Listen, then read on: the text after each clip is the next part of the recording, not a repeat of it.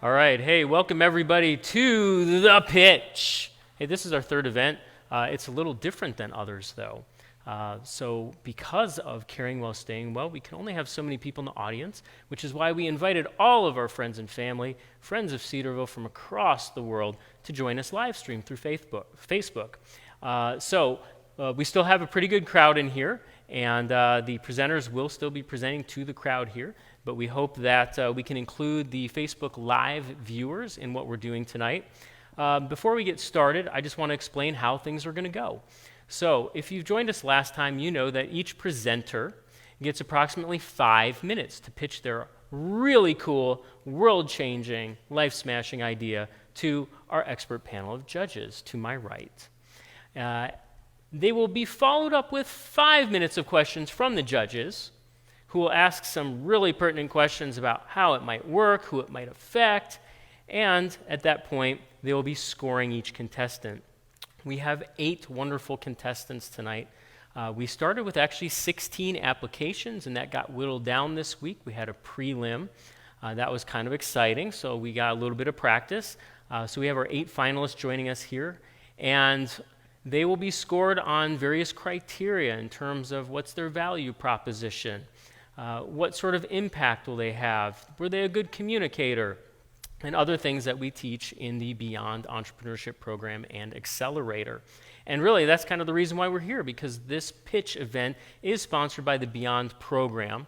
And at the end of the evening, we will be giving away some really awesome grand prizes, and we might have a few prizes here and there to give out between each presentation. Not just to those who are joining us live in the theater tonight, but also those through Facebook as well. So stay tuned, don't drop off or anything, because we may call your name and send you a prize. Before we go ahead and get started, I would just like to start off with a word of prayer. So if all of you will join me, let's go ahead and thank our Creator for what we're doing here tonight. Heavenly Father, we're just so thankful for your creative personality, the same one that was graciously bestowed upon us at creation. As image bearers, I just pray that we can put our talents and our skills and our passions to use to serve wherever we go, whether it's in the marketplace, the mission field, or the communities that we live in. We're thankful for the professionals with us tonight helping us judge the competition and those behind the scenes that are making it happen. Given all the technology involved, we're just praying for a smooth event tonight and one that will glorify you and bring us closer to you. We're grateful for those watching in person and beyond, that they will be able to see how you are working in the lives of each of these presenters as they develop their ideas through their learning while at Cedarville. We ask that you give our contestants a calm heart and a sharp mind as they come on stage and share with us. It's in your Son's name we pray these things. Amen. So before we get into our first contestant, I'm just going to share with you a little bit about why we're here. It's Beyond. We started the Beyond program almost a year ago, and some of you probably know what it is. Some of you still don't know what it is.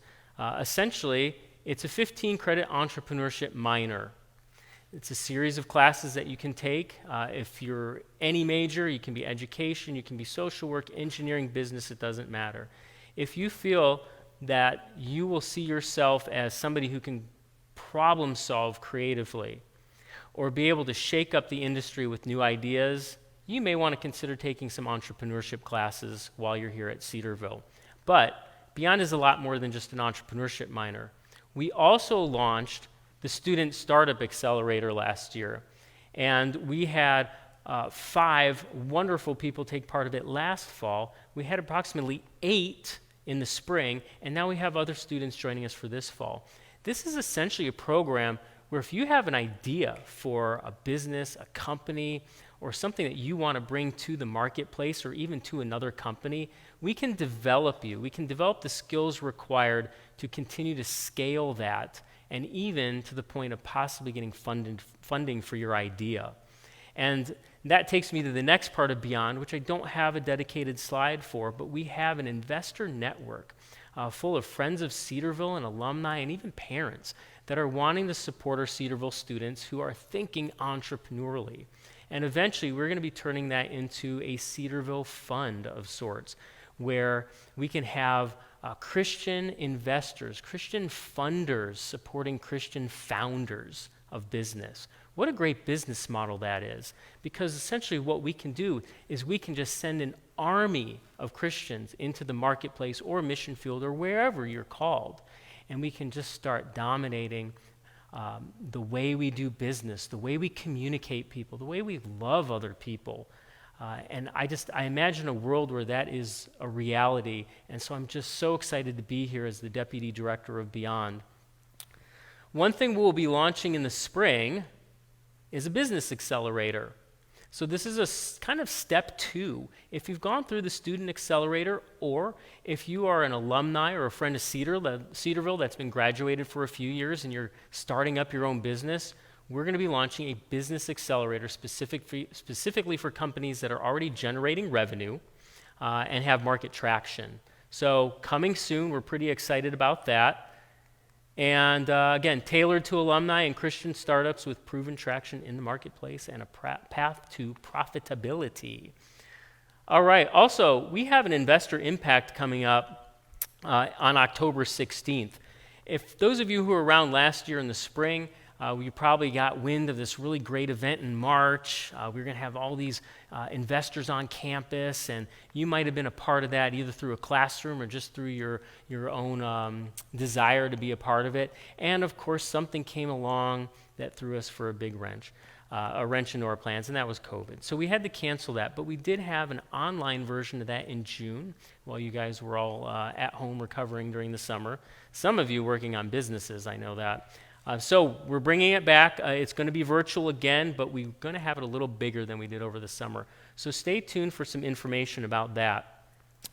All right, last slide before we get started. I just want to give a thanks to some key people here. We have some wonderful judges who I'll introduce soon. Our prelim judges were Dr. Michael Schur and Mr. Derek Green. Thank you for your time in watching what these students were doing during the preliminaries.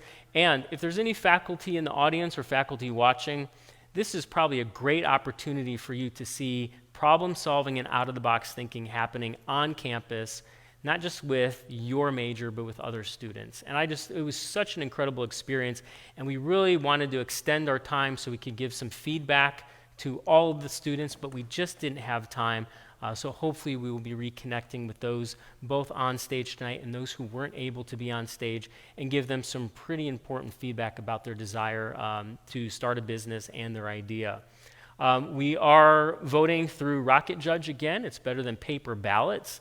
That means all the scoring is live. It happens instantaneously, and it's very easy for both the judges and myself to see all the scores real time. Also want to thank our volunteers, Sarah. Thank you for being my assistant today, and also Katie, who's operating the tech cart. Thank you very much. And of course, all of the people behind the scenes, our marketing group, communications group, our AV services, and sound services. Thank you so much for being a part of this. And we got some great prizes tonight. They're up here on this table. Some of you can't see them. We have the infamous unicorn Pop-Tarts. They're back again. They're still expired, but I think they're okay. We probably have some unicorn cereal floating around. By the way, it's family size, so you better share. We have some neat swag. We got a Cedarville hat. We've got a Cedarville T-shirt. We've got a coffee mug from Orion. We have a coffee mug from one of the IBC groups, and we have some other knickknacks, including the 2 grand prizes, which we have a pair of Apple AirPods we'll be giving away after the last presenter, and also the watch. By the way, once again, those of you here can win in person, and those of you at home can also have an opportunity to win. So without further ado, I'm going to introduce our wonderful judges who are willing to join us today. And once I'm done introducing them all, if you'll just give them a round of applause with me. We have joining us Brian Bonahum. He's right over here on the far right. Brian's the current owner of Bonahum Builds and recently sold his interest in Brickworld, LLC. He is the former Director of Research and Development for Precise Path Robotics and Engineering Manager for Stanley Security Systems. Now, to his right is Christy Kennedy, joining us once again. She's our veteran. She was with us last spring. Christy is a passionate follower of Jesus, and she is grateful to God for every blessing, especially her 5 children. Christy is currently obtaining her PhD in natural medicine with a focus on stress-induced illness.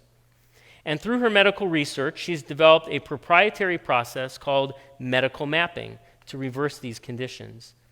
Be Friendly, a bully prevention program, and You Belong, an identity-focused program, are outcomes from her medical research.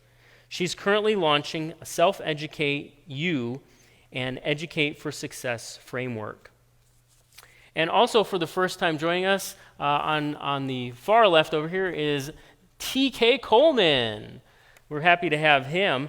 TK is the Director of Entrepreneurial Education for the Foundation of Economic Education and co-founder of Praxis, which is an accelerator. He has spent several years exploring various ways to popularize and promote entrepreneurial thinking to a new generation, and TK will be back later this semester to host a few sessions on excellence and innovation, and I think we're going to pencil in October 6th at 7 p.m. for that. So that's going to most likely be a Zoom. We invite you to join us for that Zoom and talk more about the potential for innovation, especially here on campus and as you move forward out into the marketplace.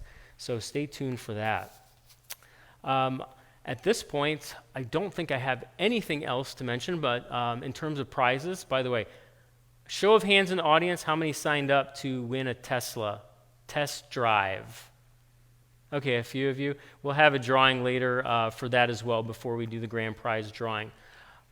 And real quick, I just want to give a shout out to the Integrated Business Corps. The Integrated Business Corps is something that works out of the business department. It basically simulates you working for a real company. They've dubbed that the NEOS company, and this year we have 2 products rather. We have Proclaim, which is a series of I think it's apparel and other type of swag that will help people proclaim the name of Jesus in public. And then we also have Wave, which is a really neat, an invention where you can record sound on a picture frame, and you press a button and you can hear somebody's voice, probably the person whose photo is in the picture. So very interesting stuff we got going on with Integrated Business Corps. They really sync well with what we're doing with entrepreneurship and the Beyond program.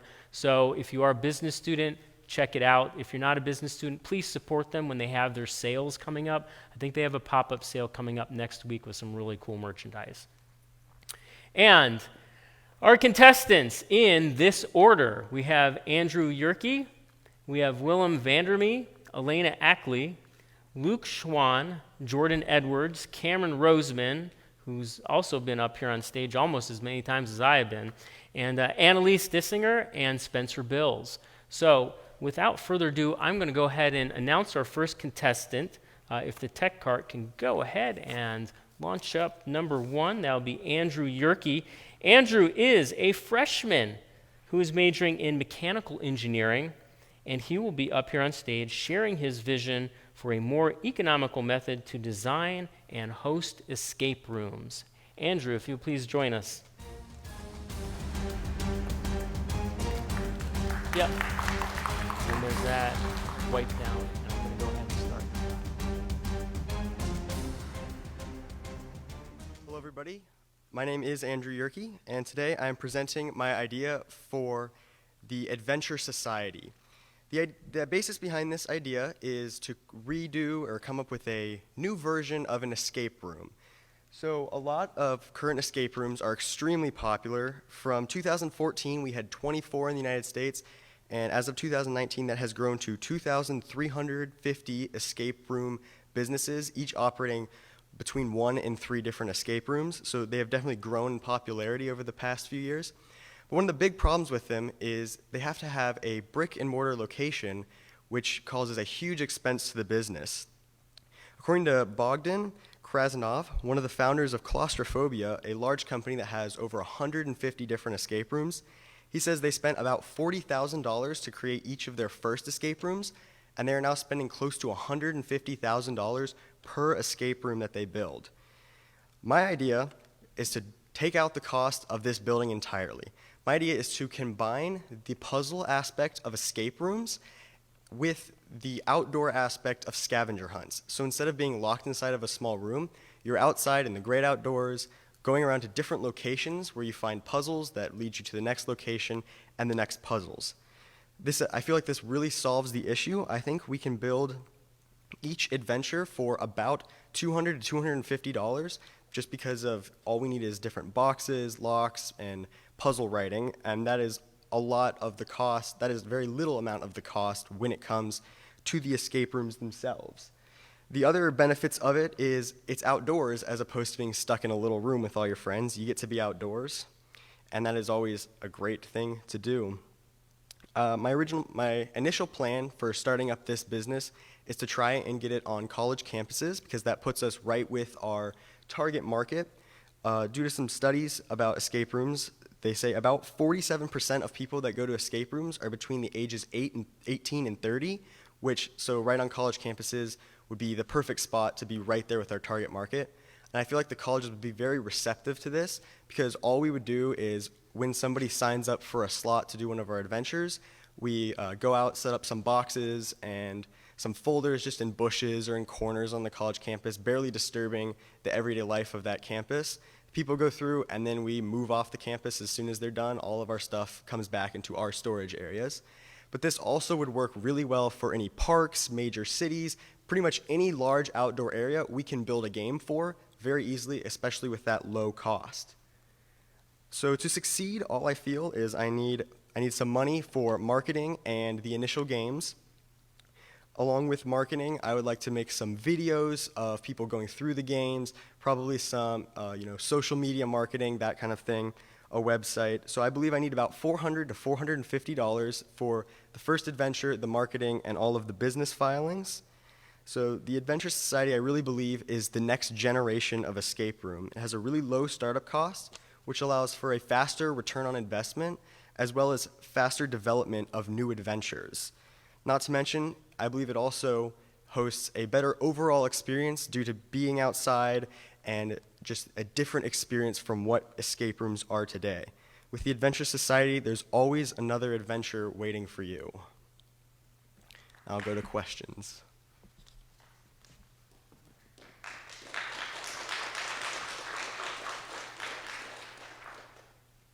Can you hear me? Yes, I can hear you.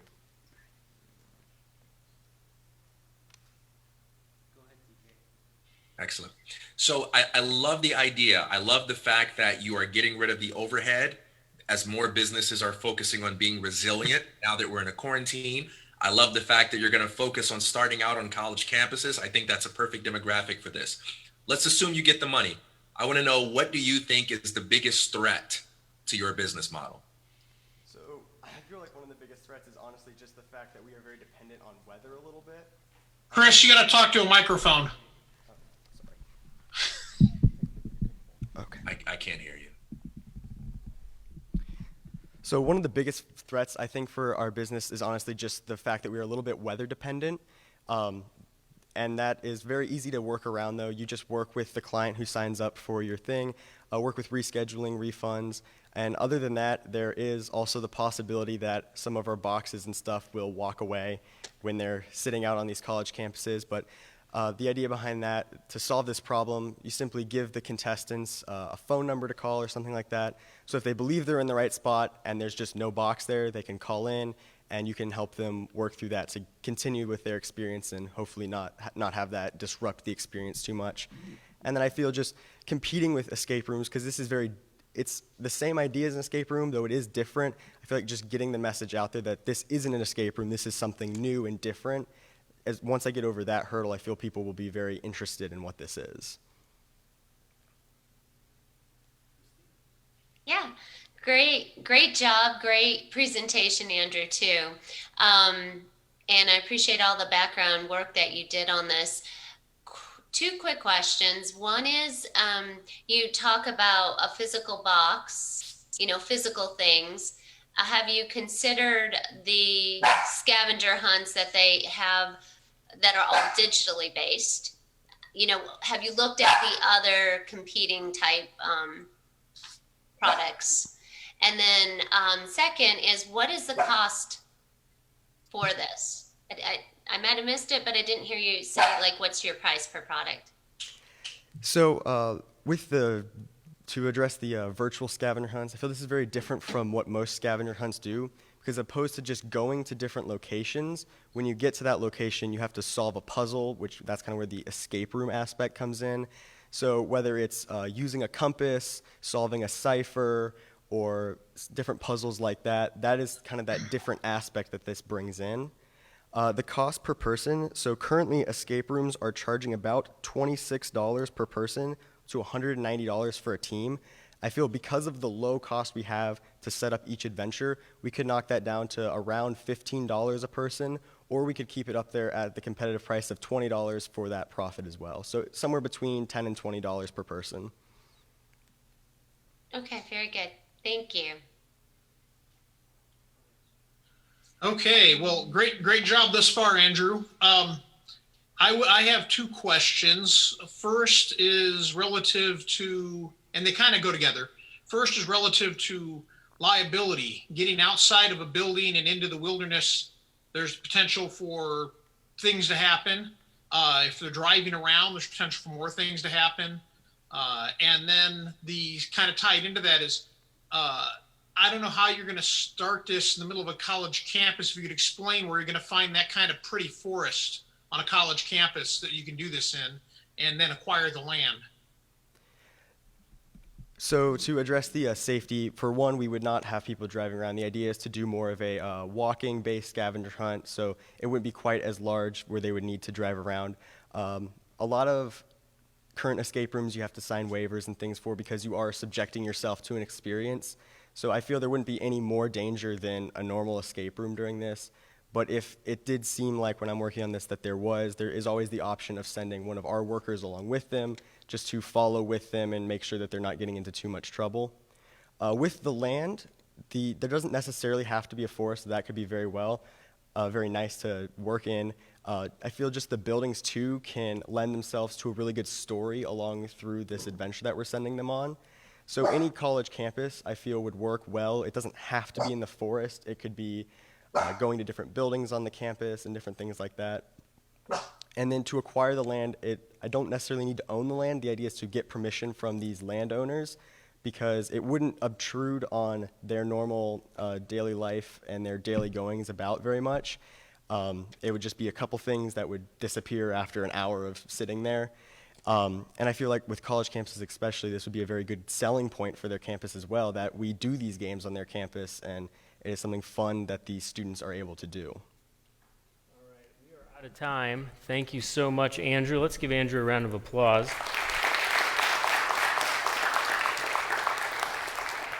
And if we could, before we have Willem come up here, if you could spin up his presentation, let's do a giveaway. Sorry, for our presenters, looks like you will need to move the microphone back so that the judges can see you and audience can see you and hear you. For those joining us at home, let's, after our next presenter, let's see who can tell us where they're from. So if you're watching Facebook Live, tell us where you're from. We'll pick a winner from those who are answering, and then we'll do our giveaway after our second contestant. In the meantime, let's do something fun for our members in the audience here.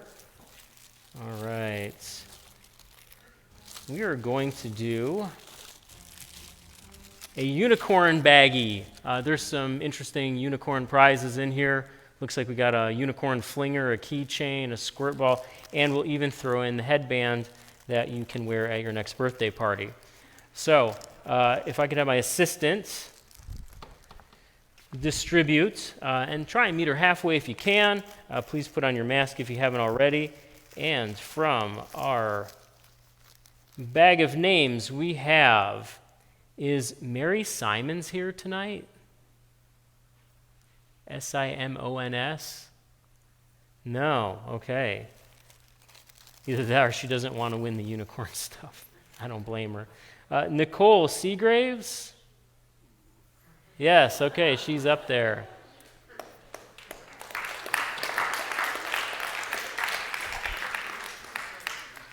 All right, we're going to give away a unicorn glider as well. By the way, I have a separate bag for the grand prize, so everybody's still eligible to win, even if you've already won something pretty cool.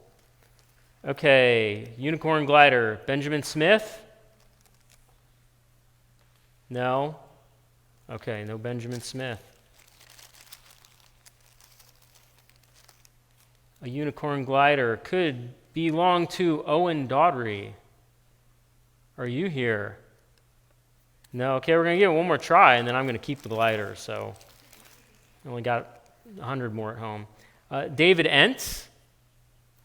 Okay, we got David right here.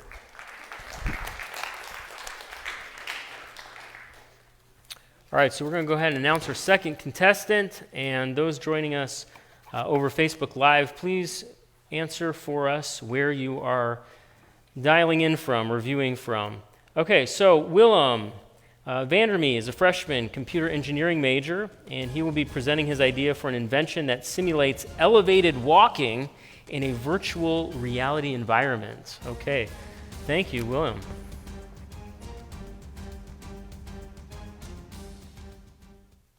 Okay, I'm Willem Vandermee, and my product is the Virtual Explorer. Virtual reality, one of the coolest technologies that has become readily available over the last 10 years. Put on a headset and your vision is completely taken to another world. You no longer view the world through a screen, through a window, but you get to be in it, you get to experience it. It's like taking the top off a convertible. You're no longer stuck in your cage in a box, but you're free, you're out in the world. Yet in all its glory, virtual reality is limited by space. In homes, walls and cables keep you from going anywhere you want. And even outside, planes eventually end and terrain can be unexpected. This, however, is not how it should be. When I put on a headset to play Minecraft, I don't want to have to be restricted in where I can walk. I don't want to have to use a controller to move. I want to use my legs. I want to be able to run. And when I see a mountain, I want to know I'm going to have to climb that mountain, and I'm going to be out of breath when I reach the top. I want it to be real. This is where the Virtual Explorer comes in. The Virtual Explorer is basically an apparatus made of two highly maneuverable arms. When you lift one foot up, the arm will follow your foot.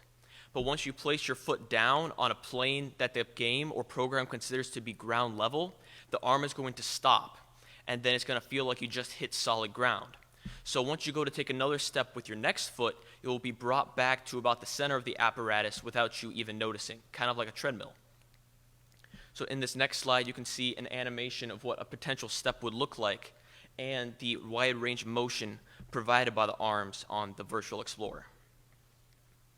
Now, some of you have heard of virtual reality treadmills, basically a low friction surface that allows you to walk in VR.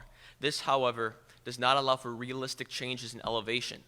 This is where the Virtual Explorer excels. The Virtual Explorer does allow for realistic changes in elevation.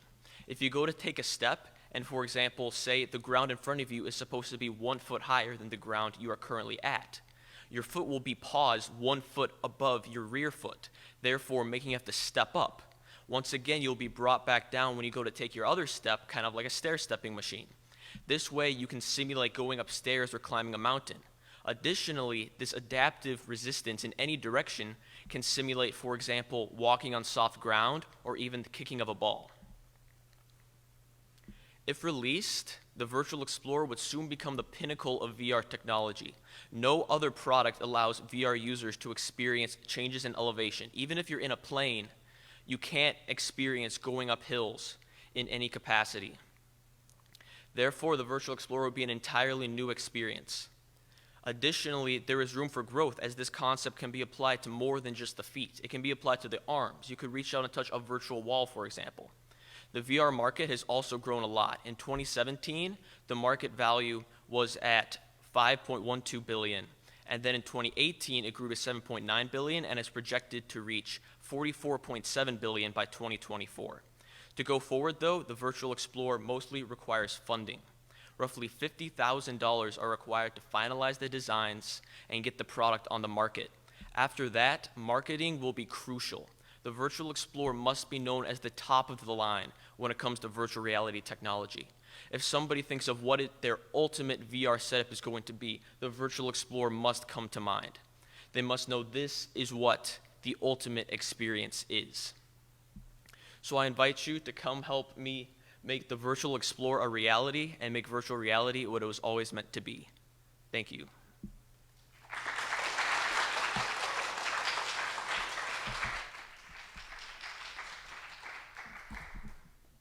Thank you, Willem. Judges, starting with TK, please go ahead.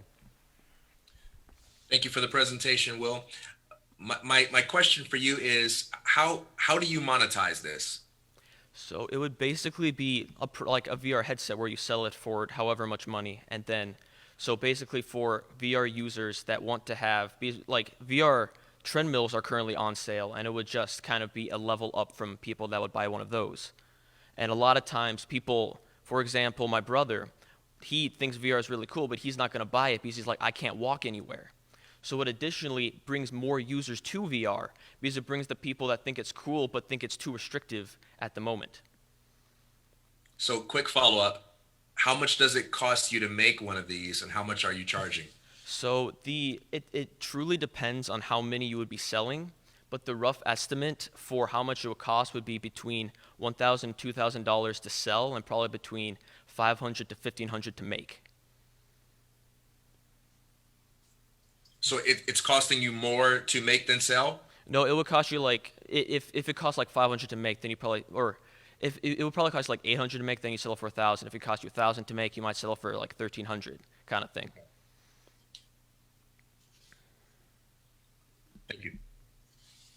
Okay, so with that, you're talking about 1,000 to 2,000 to sell, and you mentioned in your pitch marketing so that people, when they think about this, they go right to your product. Mm-hmm. What's your marketing plan then to have that established? So the marketing plan would truly to be, you have to put ads and things into the culture that's already there, and also for people that don't actually follow VR and new technologies, but would be interested in using this, because a lot of people think of VR and like, oh, I can put on a headset, but I can't like go anywhere. Where this can really, you'd have to market it to them, and you'd have to grow awareness. So you might have a TV commercial that could show the population, hey, this is what VR can actually do now. Who's your target audience? Who's your avatar, your ideal avatar? So the biggest audience for VR is, well, it depends. VR is currently moving a lot more towards production in like manufacturing, though this would not be as much for that. You could also simulate for the military, for example, for training things, and then also for video gamers where they could play their VR games with elevation. Okay. Thank you. Thank you. Great idea, great concept, and great presentation, by the way. You did a great job. I think you do need to narrow your focus on who's going to be your initial target, because you got a B2B, you got a B2C going. So choose one and go all in. Thank you.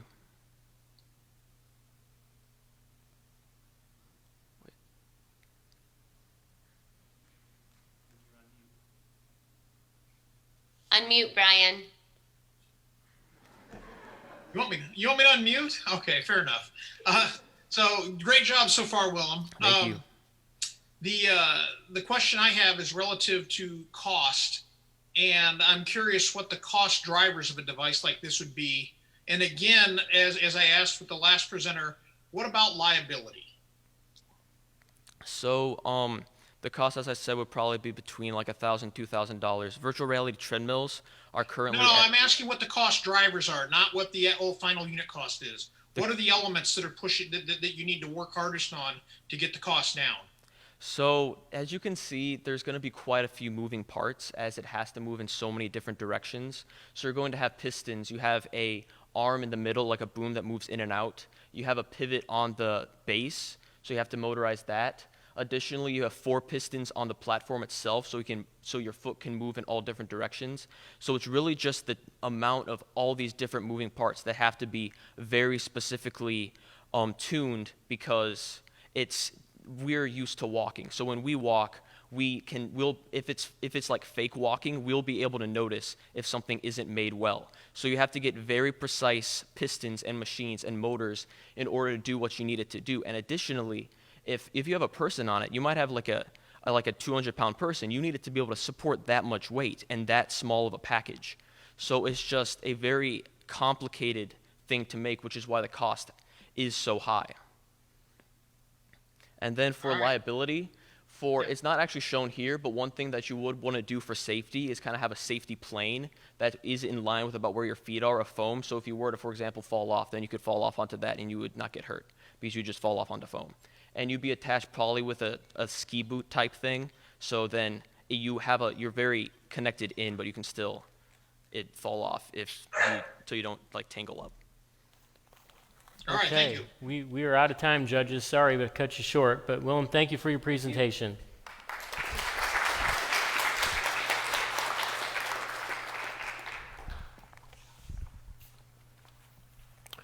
All right, so we do have a winner for our at-home viewers. And I forgot to mention what the prize is, but I would like to go ahead and give away the hat, this wonderful Cedarville athletic hat, to one awesome winner from Chattanooga, Tennessee. So, Lainey Berthold, if you could just give our admin your information so we can have this shipped out to you, please do that now and to claim your prize. Thank you very much for joining us from home. And let's do another in-person. Let's do the Pop-Tarts. What do you think? I know you guys, come on. When I was a student, I loved Pop-Tarts. Unicorn Pop-Tarts, Sparkalicious Cherry. Not just cherry, they're Sparkalicious Cherry. And, I mean, look, it says limited edition, too. It's got to be good. All right. From our in-person viewers here in the DeVries Theater, Luke Wiley, Bon Appetit.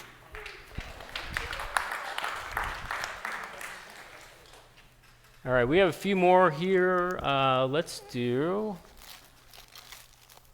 a glider and a nice, cute little unicorn notebook that you can keep all of your phone numbers in and class notes and all that fun stuff.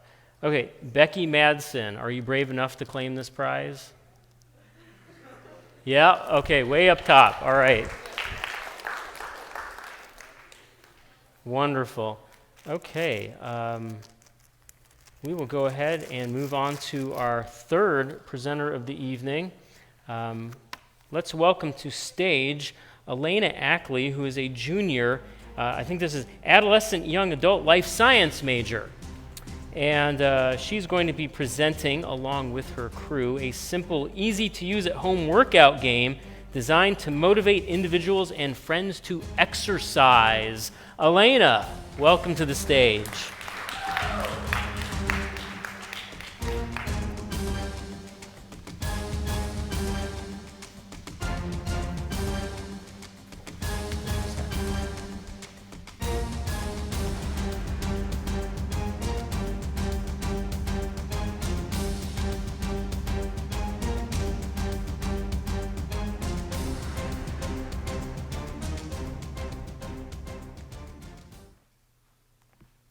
All right, my name is Elena Ackley, and I'm a junior AYA Life Science Education major here at Cedarville.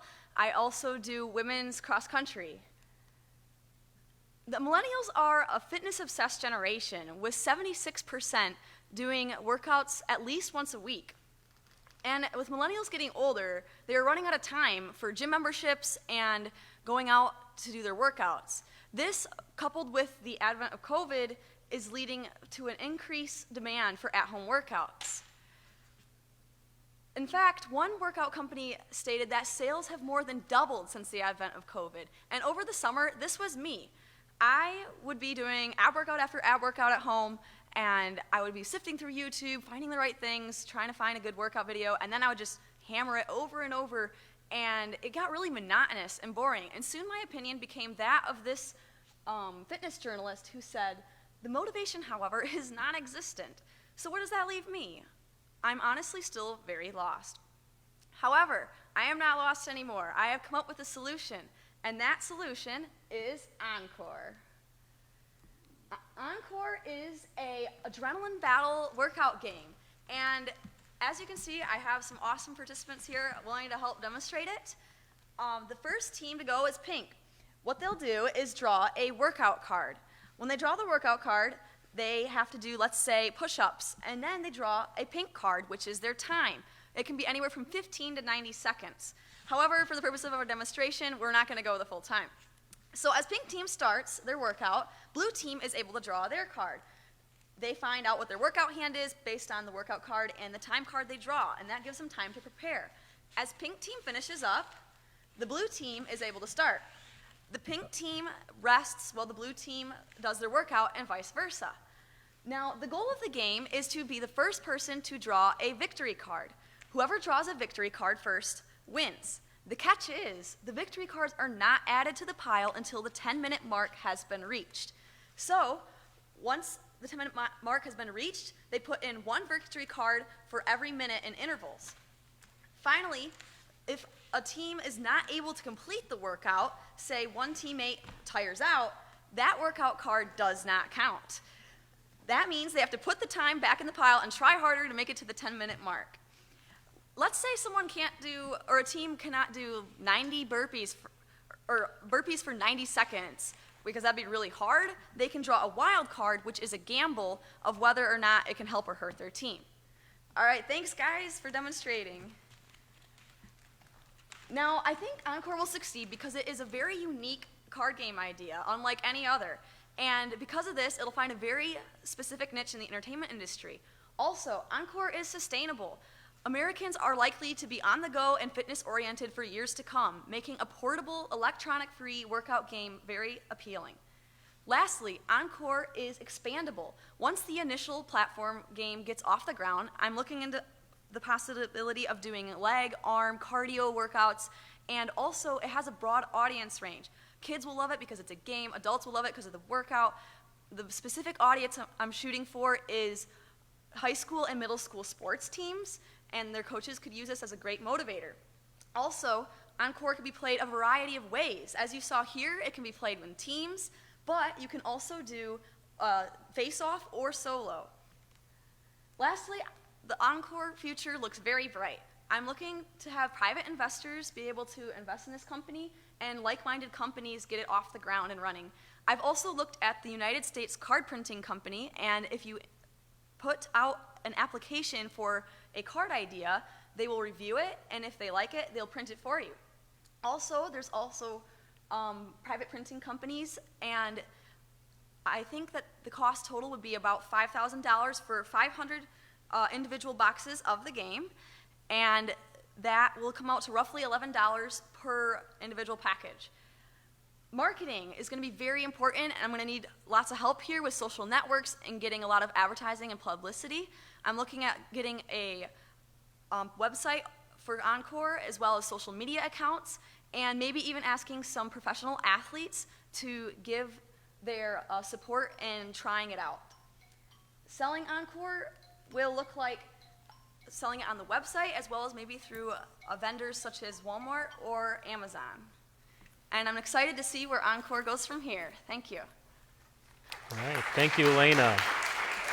You can go ahead and bring that microphone back. Thanks. Judges, you got 5 minutes to ask some pertinent questions, starting with TK. Okay, so I love the fact that you know exactly how much money you need, that this is a versatile product that can be marketed to different demographics, but you know who you're aiming for. One suggestion I would make is to not limit yourself to celebrities. There are lots of college athletes who would love to do this sort of thing that can help you promote this. So I really do like this idea, and I love the mission behind it, that you're gamifying exercise, essentially. One challenge for games is that distribution can be really difficult. This is a really crowded field. What can you do on the marketing and distribution side to make sure that enough eyeballs gets on this thing so that people can know about the idea? Yeah, so like I mentioned a little bit in the presentation, for marketing, I would like to have, and like you said, celebrities would be a good idea, but professional athletes could like take videos of the game or themselves doing the game. I could call like people I know, like Katie Ruhlman, Carson Johnson, and say, hey, can you like do a video of this game? And they can post that on their social media and get support that way. So what I'm really looking at targeting is the social networks that people already have in place and going from there. Thank you. Great job, Elena. I love the idea. I think it's spot on. My background as a ballet dancer, athletics in the university and stuff too. So I think it's great. And I love the idea that you have thought through sustainability and branching out. 2 questions. What would you use the investment for? And have you considered doing it digitally to test market first? I have not thought through the digital options of test marketing at first, but I think that's a great idea. As far as that, I don't have a lot of digital skills, so I would need help in that area. For marketing, I would say, oh, I'm sorry, what was your question again for that section? Just what is your plan to use the investment for? Oh, yes. Mainly for marketing and also the printing of the product. So I would obviously put it all into the printing part because I actually need the product to start. And then as far as marketing, I would want to have like flyers or ads and perhaps even commercials of sorts to go out there and just create awareness that the game exists. That's awesome. Are you 100% in on this product? Yes, I am. I actually have some of the teammates here demonstrating are also in on it, and we're really excited to see it get started. Okay, let's talk afterwards. I got some thoughts for you, but I can't share them now. All right, thank you. All right, I guess my turn. Christy brought up digital. What did you think she meant by talking about digital aspect of this? That is a good question. So I'm assuming she means like a digital version of the game in where it's more virtual and you can play it that way just to see if people like the game. So, well, but even more than that, could it be an app that you just put on a phone? Yes, we've also thought of that. And now your cost to print goes to 0, but your profit per unit probably isn't $5 or $10. You're probably selling the app for $1 or $2, but now it's more broadly available, things like that. So you might want to consider a different route for your distribution to start with in going through app stores. Yeah, I don't have a question for you. I just thought that was a point to add. No, yeah, that is a very good point. We have also thought of that.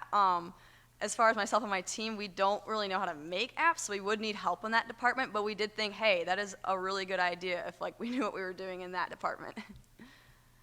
There's plenty of kids even in high school right now that know how to develop apps. If you can get them under a non-compete agreement and let them do it for you. All right. Good job. Thank you. All right, thank you, Elena. And thank you, judges, for your wonderful insight. And yes, there are probably plenty of students willing to develop an app for even maybe a box of unicorn Pop-Tarts. So if you know somebody who won, maybe you can do an even exchange. Thank you so much.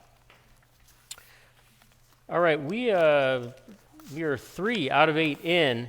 And for those of you just joining us online, I just want to reintroduce myself and what we're doing here. My name is Kyle Peterson. I'm the Deputy Director of the Beyond Entrepreneurship Program here at Cedarville, and that consists of a gazillion different things. We can involve students, we can involve alumni, we can involve professionals and mentors. If you want to reach out to us, go to cedarville.edu/beyond and just fill out the contact form. We'd love to hear from you. For those watching online as well, we want to do a giveaway at the end of the next contestant. We are going to go ahead and give away this wonderful kiln-fired mug from Orion Coffee and Tea. Orion Coffee and Tea is just kind of one of the coffee houses here in Cedarville. A lot of students will spend their time there. Sometimes I'm guilty of having office hours remotely from Orion, so I'm a very big fan of theirs. So if you will go ahead and let's see, what do we want? If you could reach out to us through Messenger and tell us what year did you graduate Cedarville University? And if you didn't graduate from Cedarville University, you can just give us a year anyway. You'll still be eligible to win. So go ahead and answer that in Messenger. For those with us here, let's go ahead and do another in-person giveaway. And while I'm picking this out, I think let's do another unicorn pack here. So we'll get that ready. One of my favorite things about hosting is I get to be one of the only people in the room not to wear a mask. So thank you for that. All right. Unicorn pack is going to go to Caitlin Wiseman. Are you here tonight? Okay, we got some giggles and laughs. I'm assuming that's a yes. Okay. And we still have a few more things in here. Let's do a unicorn glider. We'll actually do, let's do a unicorn glider. You have to assemble it yourself, but it's a lot of fun to throw off the balcony of any of your dorm rooms. Joshua Decker. Yes, okay. Very good. All right, number 4, we're going to go ahead and introduce Luke Schwann, who is a senior computer engineering major, and he will be sharing with us an invention that electronically corrects and calibrates a scope in an effort to save money spent on ammunition and the time it takes to perform the same function manually. Thank you, Luke. Your time to present starts now. Thank you. So I was talking to my uncle the other day, and he was telling me that every year he spends about $20 to sight in his rifle because ammunition costs money. It costs roughly $1 a shot for if you're going with a .308 or some of the larger calibers. And as I was thinking about that, I also thought about my background a little bit. So I'm a computer vision engineer. So on the left side, you can see a project I developed for Sing Automation, where it detects if people are properly social distancing or not. On the right, we have another program I wrote for the CU Biomedical Engineering Department. That program detects the presence of fibroblast cells in non-uniform backdrop images. So naturally, I like making computers see things. And as I was thinking about this, I was wondering, how could we optimize the sighting in process? So to look at a quick case study, in order to sight in a rifle, you have to go and move that little knob up there, and you click it in so that what the scope is pointing at is what the rifle is pointing at. That's super important for accuracy. The military has to do this multiple times each year, costing roughly $20 each time. However, there is another way to do this. I present Spotter AI. This is a software that I developed to correct this problem. What it does is it takes all of the shots that you've fired, automatically detects where they are, and finds your midpoint to give you the number of clicks that you have to put into your scope to make sure that it's firing right on target every time. Training is incredibly important, and every shot that's used to sight in a rifle is not being used for training. So I would pitch this primarily to military and law enforcement partners in order to optimize their training by not having to spend as much on other aspects. So the major functionalities of this application are sighting in, and also due to the way that this app was written using a neural network setup, which is essentially the way the eye sees, where it's recognizing specific patterns like shapes and faces. It allows you to also have a live view where somebody could hook their phone up to the spotting scope and know exactly where each shot is fired as they're firing them and get real-time analytics on those shots. So as far as getting this app started, you might think, wow, programming apps are really expensive. Well, I'm a college student, so it's very cheap.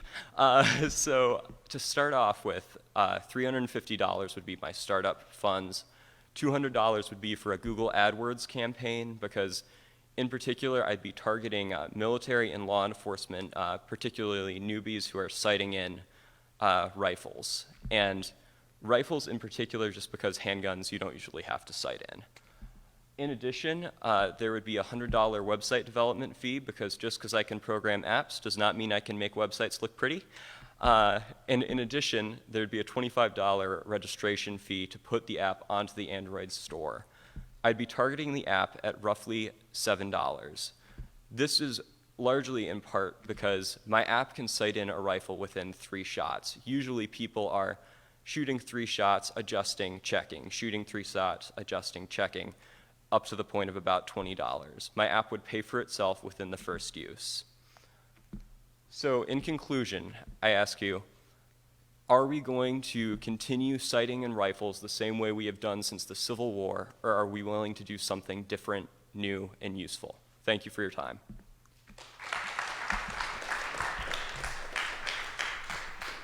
Judges, you have 5 minutes to ask a question. Luke, I love the pragmatism of this idea. I love your niche market. What are you pitching for? I get the idea, I get the problem that you're solving, but what is the result you want to create from doing this pitch? Thank you, sir. That's a great question. So the result that I'd like to create off of this pitch is primarily getting some good marketing ideas because I'm a programmer. I loved creating software to solve problems. However, I don't have an advanced business background, so I'm looking for people who are willing to come alongside me and encourage particular marketing practices that will help me target that niche market that's been identified, as you discussed. Okay. You're not raising money, that's correct? No, sir. Okay. Okay. And as far as your assessment of the problems in the military right now, what is this research based on? This research is based on primarily just going out and talking to my friends who are currently in the military and seeing how they standardize the sighting in of their rifles for their sniper systems, and also reading books on how the military procedure works in this area. Okay. Well, I really like this idea, and I think you've got the cost down low enough to where this can be something that you're able to do on a shoestring budget. I think that one of the keys is going to be expanding your network in the direction of talking with the broader range of military personnel to kind of, see what your competition is looking like. Because it seems like you have a good solution, but the question I'm asking is, why hasn't anyone else capitalized on this? Or, is that even a false assumption? Has anyone else capitalized on this? Who is your competition? And what do you need to know in that area? So I would encourage you to maybe look for competition and do some research to find out more about who's trying to solve the problems and what you need to do differently. Certainly. I have done a lot of research, and there are companies that have systems to plug into spotting scopes to record. However, I've not seen anybody who's using a neural net to detect where shots are particularly fired, which is really where the value comes in, is that you don't have to manually click on where all of your shots are. Yeah, I love it too. Great job, Luke. I don't want to cut you off. Are you good? I'm good. Don't let me hog up all the question time.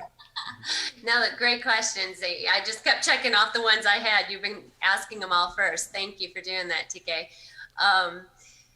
So Luke, great job. Do you have a prototype yet?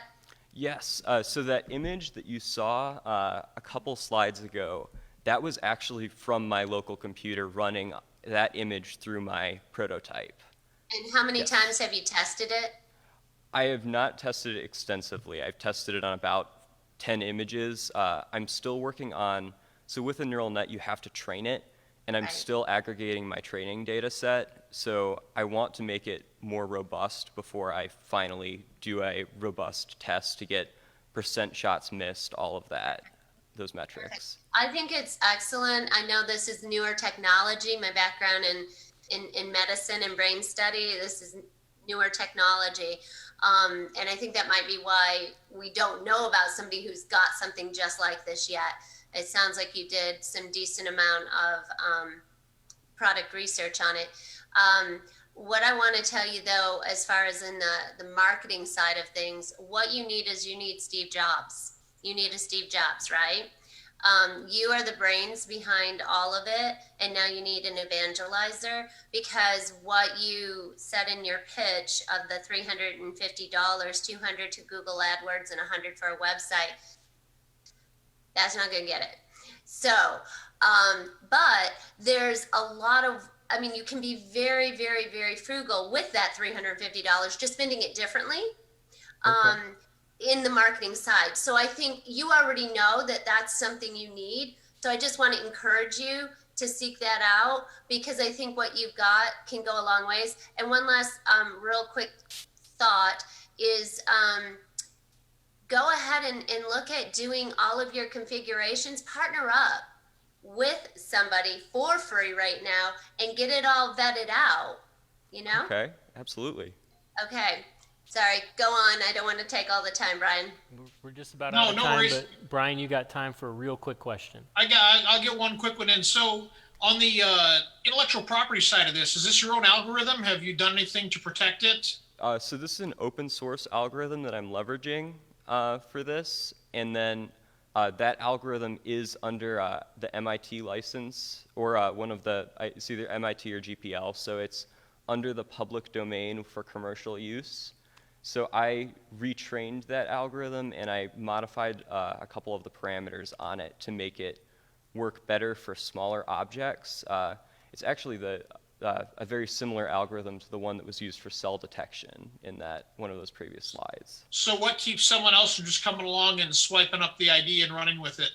Currently nothing, sir. Absolutely nothing. It probably would be valuable to do a provisional or something along those lines. All right, thanks a lot. You did a great job. Thank you, sir.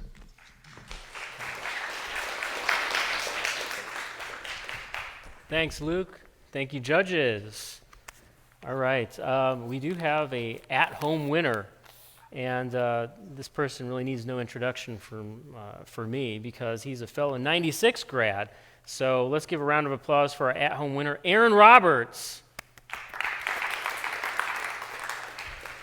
Aaron, you get to win this really cool Orion coffee and tea mug. So if you're still in Cincinnati, come up and see me and bring the mug with. Okay, audience prize. Let's keep this thing moving. I think we're going to go ahead and do the cereal. All right, so the lucky winner of this giant family-sized box of unicorn cereal, I do apologize in advance, Kai Wynn. Did you come here tonight? Kai Wynn. All right, breakfast at Kai's dorm.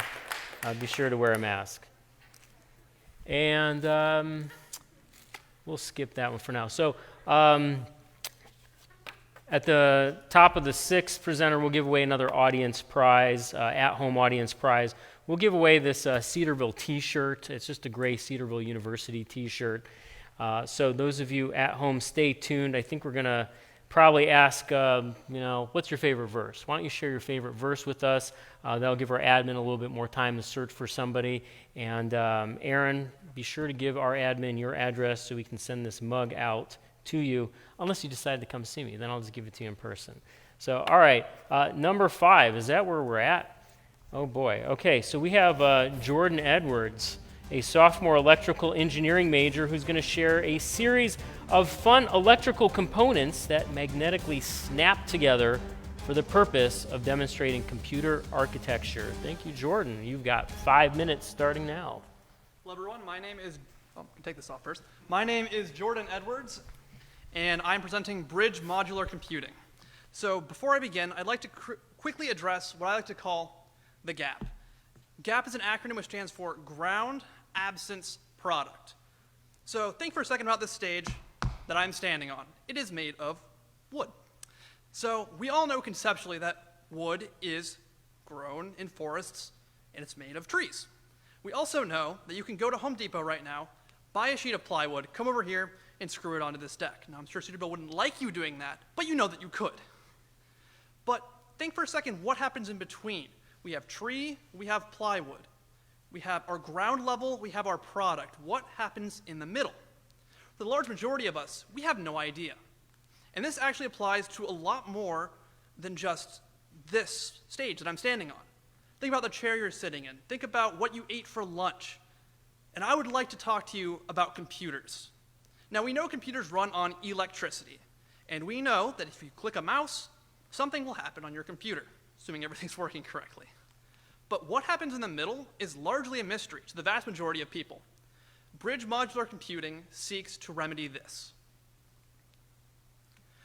So what is bridge modular computing? Well, it's a series of small bricks that snap together magnetically in order to teach computer architecture to mainly middle school students, also upper elementary and high school students. If you go online right now and you look up Learn Electrical Engineering for Children, you will be bombarded with nothing but this product known as snap circuits. Fantastic, I've played with them, I own them, they are great. But if you do that exact same search, but substitute electrical engineering with computer architecture, you will be able to find nothing but high-level, extremely complicated technical documents aimed at collegiate-level audiences, which is really a shame given the amount of interaction we have day to day with computers. Wouldn't you think that by now someone would have found an easier way to explain how these admittedly complicated machines work? So here's an example of a high-level view of what a single module might look like for bridge modular computers. In the center you see, for the sake of demonstration, an Arduino, but I will probably use a different microprocessor in the final version. So on top, bottom, left, and right, you can see a red dot along with two gray dots. Those two gray dots represent magnets, which will allow these modules to stick together. It can also act as data communication channels between the modules. Those red lights represent multicolored LEDs, which can allow children to visually see the data flowing through their computer, giving them a greater understanding of what goes on the component level. So off to the right side, you will see that I have labeled a few of these modules as examples. One of which is an ALU, which stands for Arithmetic and Logic Unit, which is actually where all the computation happens. Second one that I have up there is a PSU, or Power Supply Unit. So, for example, the power supply might have a little power usage indicator to show you how much electricity your computer is currently using, which will allow children to make the connection, higher end, more intense processes draw more power. And finally, I have a little block labeled RAM, which could show, for example, small LEDs showing how many pages of the RAM they're using, which can allow the children to have a greater understanding of how the data is flowing in and out of these different modules. On this next slide, I have an example computer built out of bridge modular computing units. So as you can see, those black lines actually represent where the magnets connect to each other. And I'll be leveraging this great thing that magnets, for the most part, are made of metal. Metal conducts electricity. And because of that, I can use the magnets directly as communication lines, allowing a essentially unlimited number of these components to be strung together and be used as one large computer. This has two main advantages. The first is allowing children to see what each module does and how they connect together. The second would be allowing me to sell expansion kits later that have extra modules to expand functionality. So I'm marketing towards the great STEAM engine: science, technology, engineering, art, and math. Now this is being very much emphasized in schools nowadays, and with the recent push towards homeschooling, due to mainly what's going on in the world currently with the coronavirus, I believe that I will have a strong foothold in not only the homeschooling market, but also in the middle school education market as a whole. The educational toys market is projected to grow $24.3 billion between 2020 and 2024, and I believe that bridge modular computing will be an easy avenue to go right into the heart of this expanding market. Thank you. And are there any questions? All right. Judges, questions for Jordan. You have 5 minutes. All right, I want to make sure I understand the project. This is a physical product that, as a parent, I would buy. Is that correct? Yes, it is. Okay. And the goal is I bring this product home, and now I can use this to help my children understand computer architecture, right? Yes, that is correct. Okay. How much does this cost? Yeah, sorry, I ran a little bit over, so I had to cut my presentation short, but Okay. I believe I can make these for $10 per unit. I would like to have a starting production rate of around 10 stockpiled for when I first launched the business. This is maybe a little smaller than might be ideal, but I'm trying to work under a little tighter budget constraints. Okay, fair enough. So here's what I love about the project. I really like that you're focused on technology education. I happen to be working with my nephews and nieces now to try to introduce them to the basics of computer science, and I know how challenging it can be to find resources that are user-friendly, that are non-intimidating. So I think it's valuable in that direction. My concern is, are you trying to market something so sophisticated that there may not be a demand for the age level? Because there are a lot of children's resources right now that talk about the basics of what a computer is, really great videos, really great products, but computer architecture seems a little niche, it seems a little sophisticated, and it seems like something that might be more advanced than what the audience you're searching for is seeking. I'd love to hear your response to that. Yeah, that's a great question. As I stated earlier, there is Snap Circuits, which is, I believe, a comparable thing to what I'm doing here, but more towards electrical engineering and circuit building.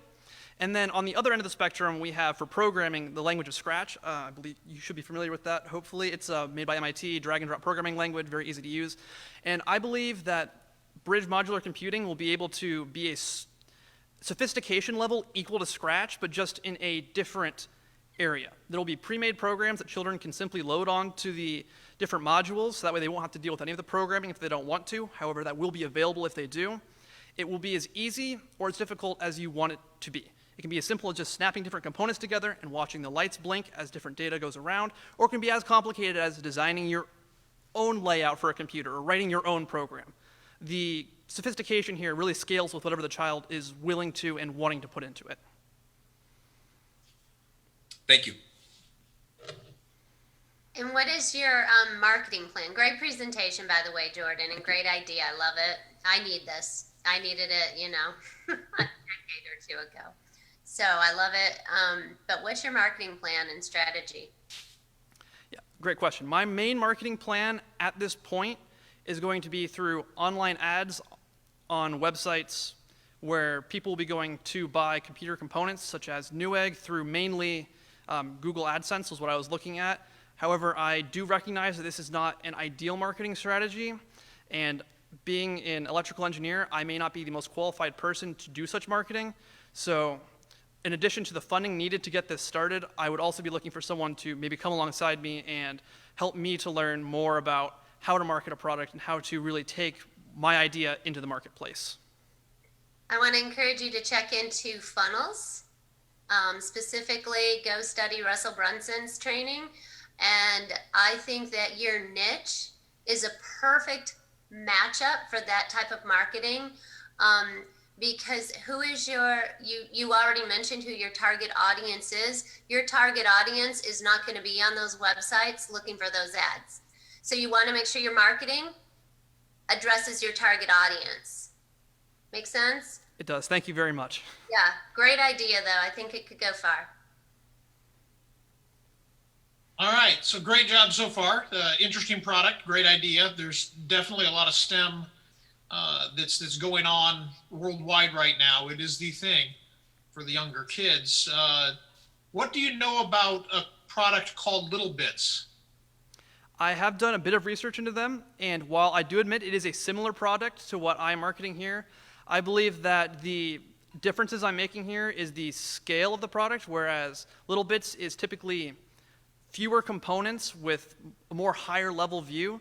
I believe that Bridge Modular Computing will not only be cheaper and more accessible, because I believe Little Bits starting kits are around $150 from the research that I did, and I believe that this gives a more lower level view of the computer architecture. Well, why do you think Little Bits entry level kit price will be so much higher than what you'll end up at? Do you feel like, what advantage do you have over them that makes yours so much cheaper? That's a great question. So first of all, I'm going to be mainly focusing on things that I have access to as far as production goes, such as a 3D printer for making the cases, buying quote-unquote bulk packages of... But you don't think Little Bits has any of that? Well, they do, but I think that they're product is more sophisticated as far as their level of polish on the end. They want to have very nice injection molded parts. They want to have a much more polished, much more professional looking product, which is not a bad thing, but I do think that that is not something that is of high importance to this market.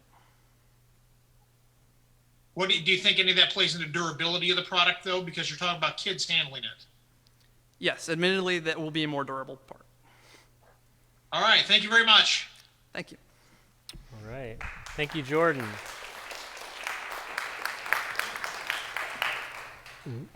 Jordan, you had one of the right judges for this competition because Brian is a electrical engineer, so that's probably he was asking all these detailed questions. I can tell with all these masks, there's a lot of yawning going on, so let's liven this up with another prize. We're going to go ahead and give away this t-shirt to one of our at-home winners who had quoted their favorite verse was Romans 12:12, which is, be joyful in hope, be patient in affliction, and faithful in prayer. And let me see who gave us that quote on our Facebook live stream. Now, that was Laura Cunningham. Awesome. Let's give a round of applause to our at-home viewers. Laura, we will ship this to you.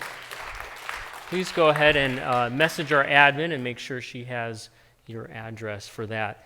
And for our in-person audience, I want to go ahead and give away this other mug here.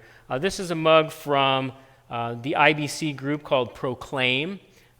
They will be selling some swag here, I think, in the next week or two. So please be sure to go ahead and support them when you hear about the Neos Company and Proclaim. The winner of this mug, and there are some decals in there even you can put on your MacBook or whatever, is Molly Ball. Molly, are you here? I don't see any movement, so we're going to draw another name. How about Michael DeVore? All right, way up top. Awesome, Michael. Thanks for being with us tonight. All right, let's move on to number 6, who is no stranger to the stage. He was in the Final 8 last spring. Joining us tonight is Cameron Roseman, a junior marketing major. Is that marketing? That's what I thought. He's going to introduce a matchmaking app that puts investors in touch with the hottest up-and-coming startups to assist entrepreneurs in sourcing funding and like-minded partners. Cameron, you have 5 minutes to present starting now.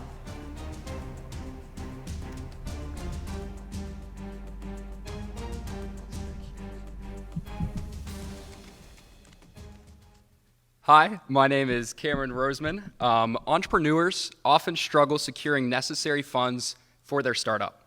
They are too busy developing their business that they often ignore the most important part: building and nurturing relationships with angel investors. Angel investing is growing faster than ever before throughout the world. Over $24 billion is invested annually in startups. Angel investing is getting increasingly more popular, especially for those people that are in their 30s. There is a great application available for every form of investing on iOS and Android except for angel investing. In response to this pain point in entrepreneurship, I created EntreFind. EntreFind expedites and modernizes the way entrepreneurs and angel investors connect by providing a modern twist to the way the two parties pair up. EntreFind will introduce the first dating app layout to angel investing. Investors will be able to watch 1 to 2 minute long pitch videos from entrepreneurs tailored to their exact interest and either swipe right or left. They can also view more details about the particular startup, communicate through messaging and Skype, and even make an investment all right through the app. But it doesn't end here for the investor. EntreFind will actually manage each angel investor's portfolio and provide all the necessary due diligence. On the entrepreneur side, EntreFind is the LinkedIn tailored to entrepreneurs. Entrepreneurs will have the opportunity to connect and request to collaborate with other entrepreneurs from all over the world. One of the best parts about this is that entrepreneurs will not need to worry about their intellectual property being stolen because EntreFind will create a non-disclosure agreement for each individual entrepreneur that is fully customizable. How will we make money? We have ad revenue, sponsored profiles, a subscription fee for the entrepreneur that costs $4.45. There's going to be in-app purchases, and then there's going to be a 1.49% service fee taken from each individual investment. Now I will talk about my largest competitor, which is NewChip. They have been in business since 2017 and are very well known in the business world. They have access to over 100,000 venture capitalists and angel investors. They have a limited amount of entrepreneurs that go through a vetting process that costs over $1,000. Investors are able to search and follow startups based on their personal interest. How am I going to beat them? There is no application on the market for solely entrepreneurs to network. Entrefind will sort pitch videos using custom-built artificial intelligence. Entrefind provides a chat feature for investors and entrepreneurs to communicate with one another. Negotiation can take place right through Skype, which is built directly into our app. Entrefind does not break the bank like NewChip does, and it's also the most user-friendly app in angel investing. Here's phase one of what our app looks like currently and the flow that will take place for the entrepreneur. I will speak to what the homepage will do, and on the entrepreneur side, the entrepreneur it'll be like the Twitter solely for entrepreneurs to keep up to speed with one another. The investor's homepage is where they will watch pitch videos and swipe right or left. The website for Entrefind is currently live at entrefind.com and gives a very basic overview of what Entrefind will do, very similar to what Snapchat's website does. Once my team goes live on Android and iOS, we will include much more information, but we want to make sure that no one steals our business idea before we launch and have the necessary leverage to be successful. Because of lack of time, I will tell you about some of my partners' credentials. Nabil has an incredible resume and has been in charge of working with our team of 72 developers and graphic designers based in Lahore, Pakistan for the past 6 months. He has 10 years of software development experience. He has successfully deployed 250 plus web and mobile applications. He's the current CEO at Zyke Technologies, and he has delivered apps and websites for large companies like Pepsi, Dropbox, and USAID. He earned his master's in computer science at Foreman Christian College. I'm on the journey to receiving $300,000 that I will use to launch an international marketing campaign, onboard 6 new developers, and onboard a team of 5 individuals to create a more strict vetting process for Entrefind. My name is Cam Roseman, and this is Entrefind. Thank you, Cameron. Judges. Okay, Cameron, I think this is a really interesting idea. I'm going to give you a bit of constructive criticism regarding the presentation. I think you have this, man. I think you need to trust yourself a little bit more when it comes to your presentation. I think you can afford to take those papers you have in your hand and sit them down and just speak from the heart. It's clear that you've internalized this stuff, that you've thought a lot about it, that you're passionate about your idea. You strike me as a natural communicator. I don't think you need that paper. And whenever you stand before an audience and you have papers in your hand and you look down and you read the entire time, it immediately kind of disconnects. It feels like you're talking at us, not talking to us. It's okay to have it maybe for a few statistics, things that are harder to memorize, but don't read it the whole time. You can afford to sit that down. I wouldn't tell you that if I didn't really believe that about you. I think you have a natural stage presence. Lean into that a little bit more. You have charm, you have charisma.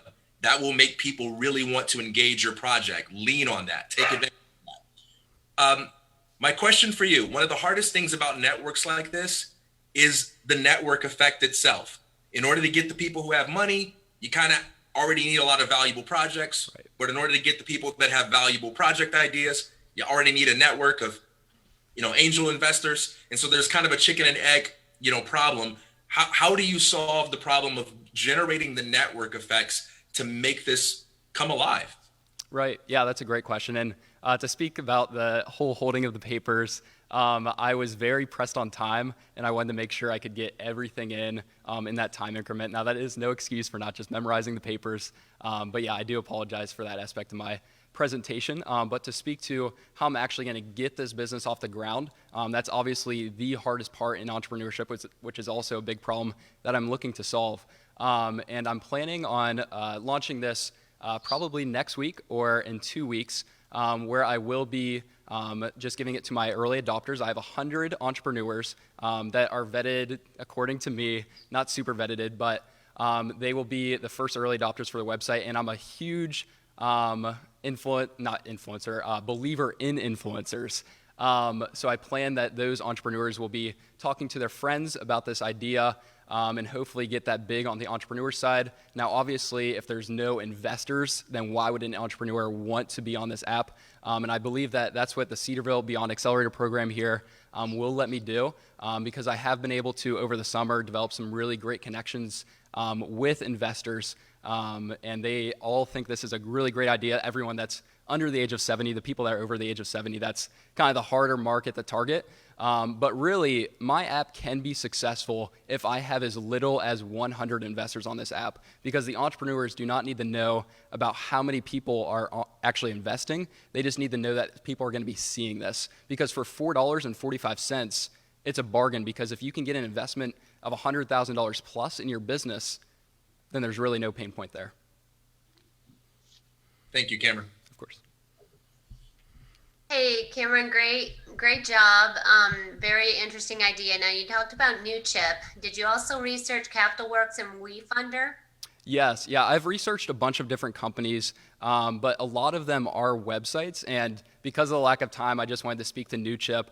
They're probably the most close to what I look to do, using a similar layout, not exactly the same, but I'd say those are two of my biggest competitors, and also AngelList is another huge competitor. They're all online. So really what I'm trying to get investors and entrepreneurs to do is take this into an application where it's not as structured per se, where you can be on the go, you can be getting ready for your job as an investor, and you can be swiping right or swiping left on these startups because they're only 1 to 2 minute long pitches. And that's really what I think does set me apart from the other apps. And I do realize that this is a very niche market and that there are so many people on AngelList, but I believe that with this international marketing campaign, with some smooth wording I can do with it, I really believe that it will be successful based on my market research and just my development team. They have developed some incredible apps, and they're just incredible. I mean, I can be talking to him about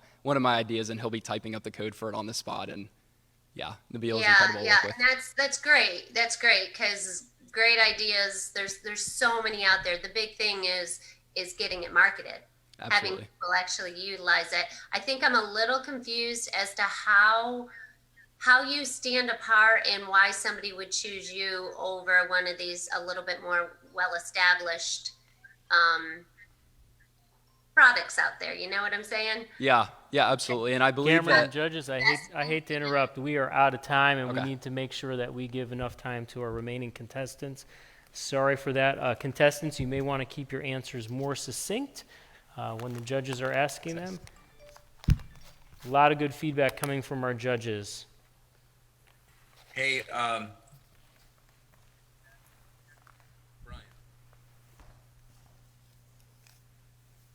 How about next time we judges go? How about you go first? When he says TK, how about you go first?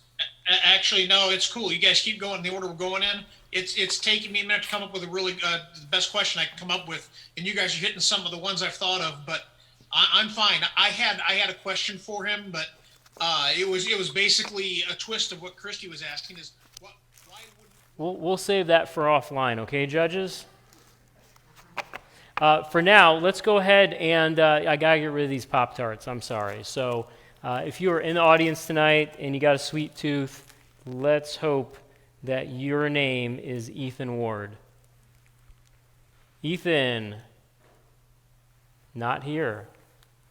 Okay.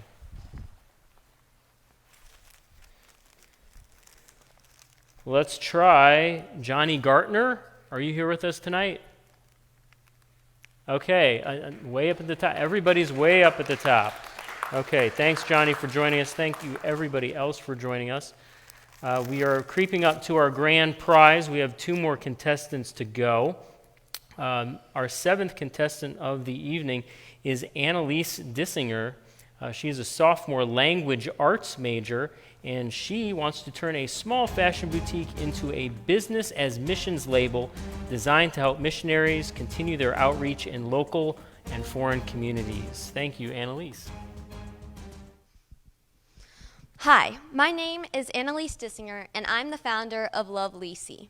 Love Lisi is a charitable, nonprofit organization whose mission is to spread the gospel by providing funding for missions. In 2017, I was on a mission trip in Haiti, and I got to visit the Potter's House Orphanage. While I was at the orphanage, I noticed how exceptional they were. The orphanage director had been a great steward of the resources that they had, and I wanted to help out. So I asked, what can I do to help? Out of the 40 children that they had at the orphanage, only 10 of them could sleep on mattresses. The rest were sleeping on thin foam mats against the hard bed frame. And the big issue was that this would cost $1,200. Now, as a 17-year-old without a license, without a job, I did not know how I would be able to come up with this type of money. So my solution was to start headbands for Haiti, now called Love Lisi.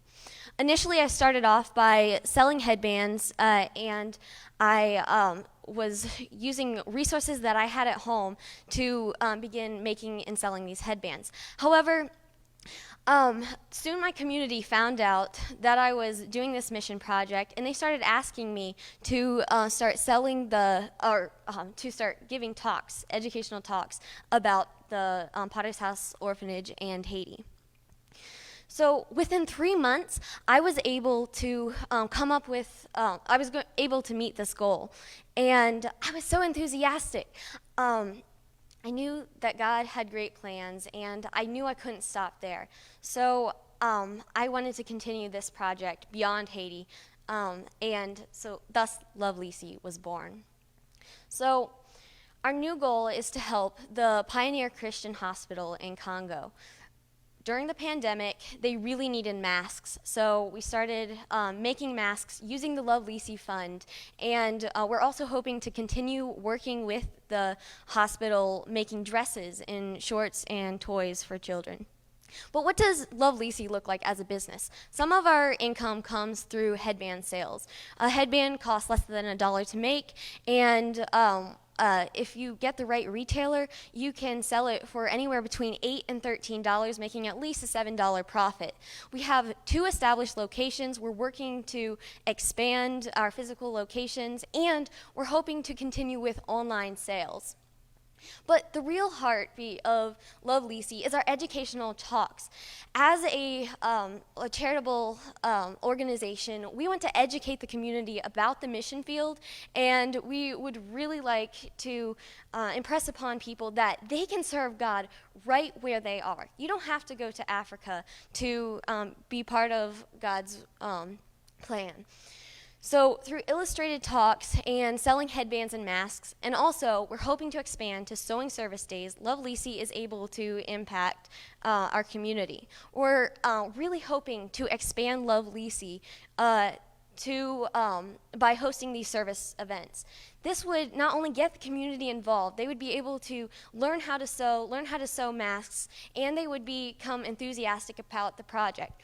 We also would like to expand the project by hiring seamstresses and representatives to give educational talks and lead sewing service days.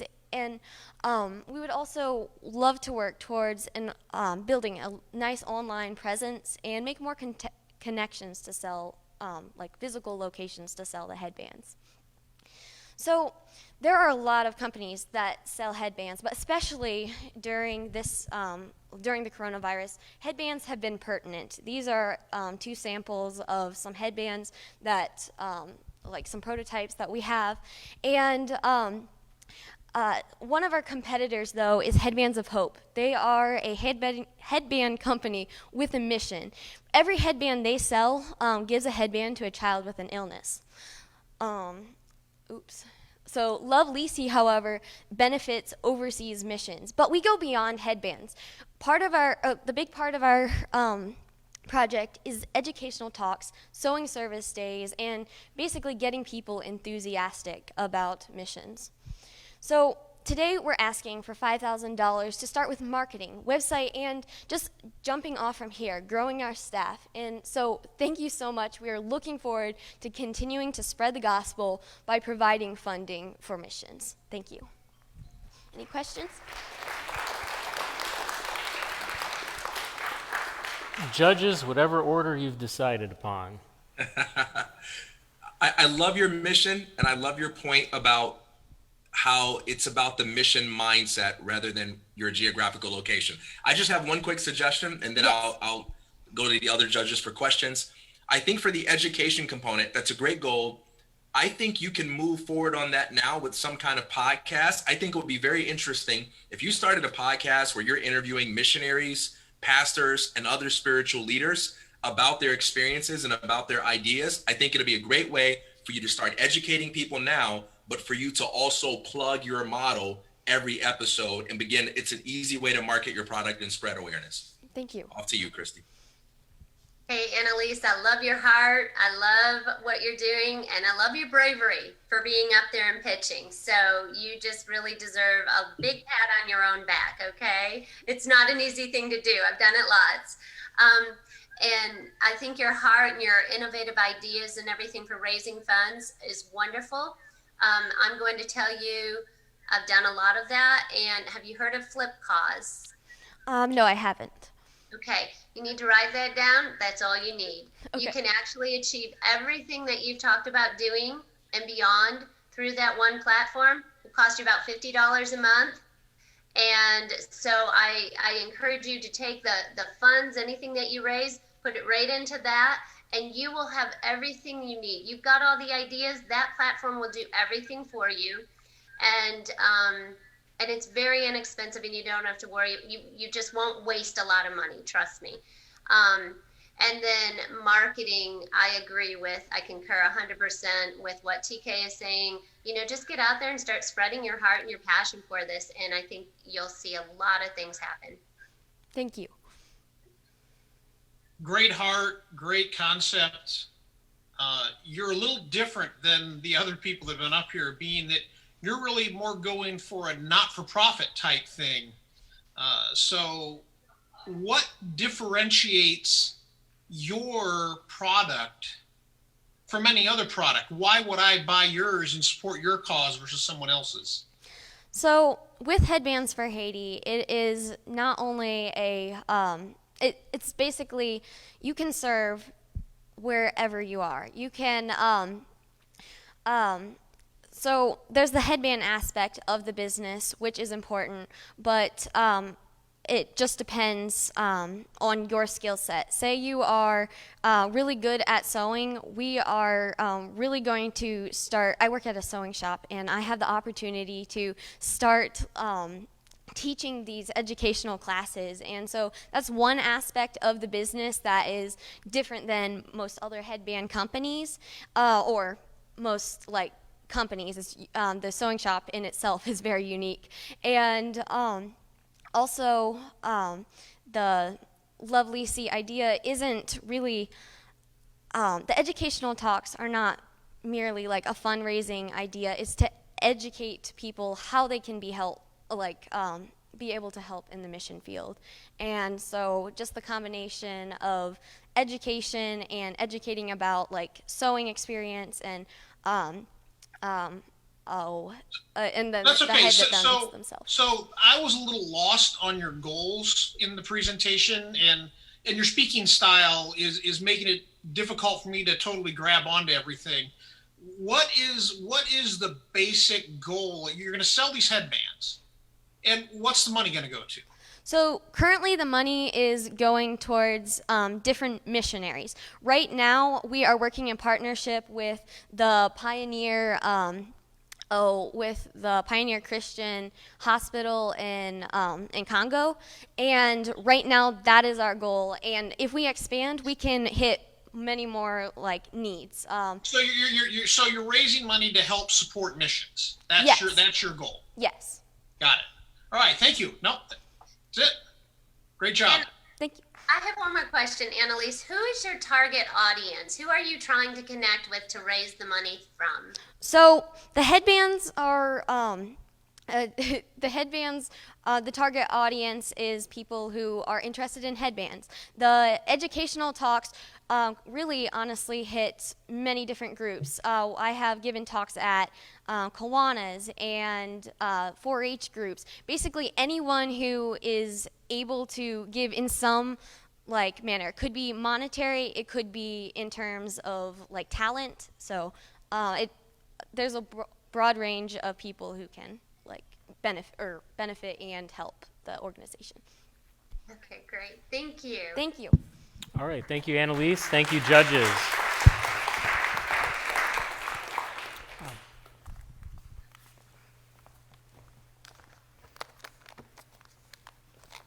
All right, so we have one more contestant, and then we will be able to announce the winners of the competition. We have the top 4 will be winning a cash prize. Third and fourth place will be winning $250 each. Second place is a check for $500, and first place is a check for $1,000. On top of that, the audience gets to win some cool things too. Our prize pool's dwindling a little bit, but we will be selecting a winner at the bottom of the 8th, so to speak, for the AirPods and the Apple Watch, so that's pretty neat. But for now, let's do an audience giveaway. We're going to do this awesome Cedarville logo ID holder. I think you might be able to get these in the Cedarville University bookstore, but we're going to give away one tonight. So the ID goes to, is it Madison McMillan? Are you here tonight? Yes, okay.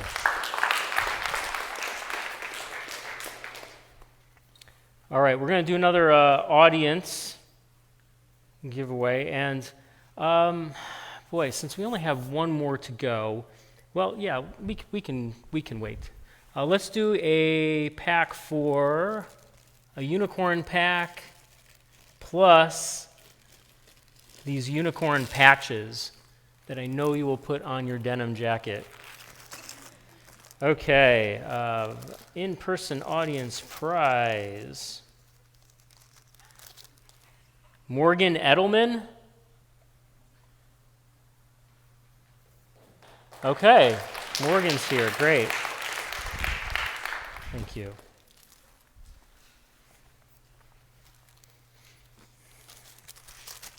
All right,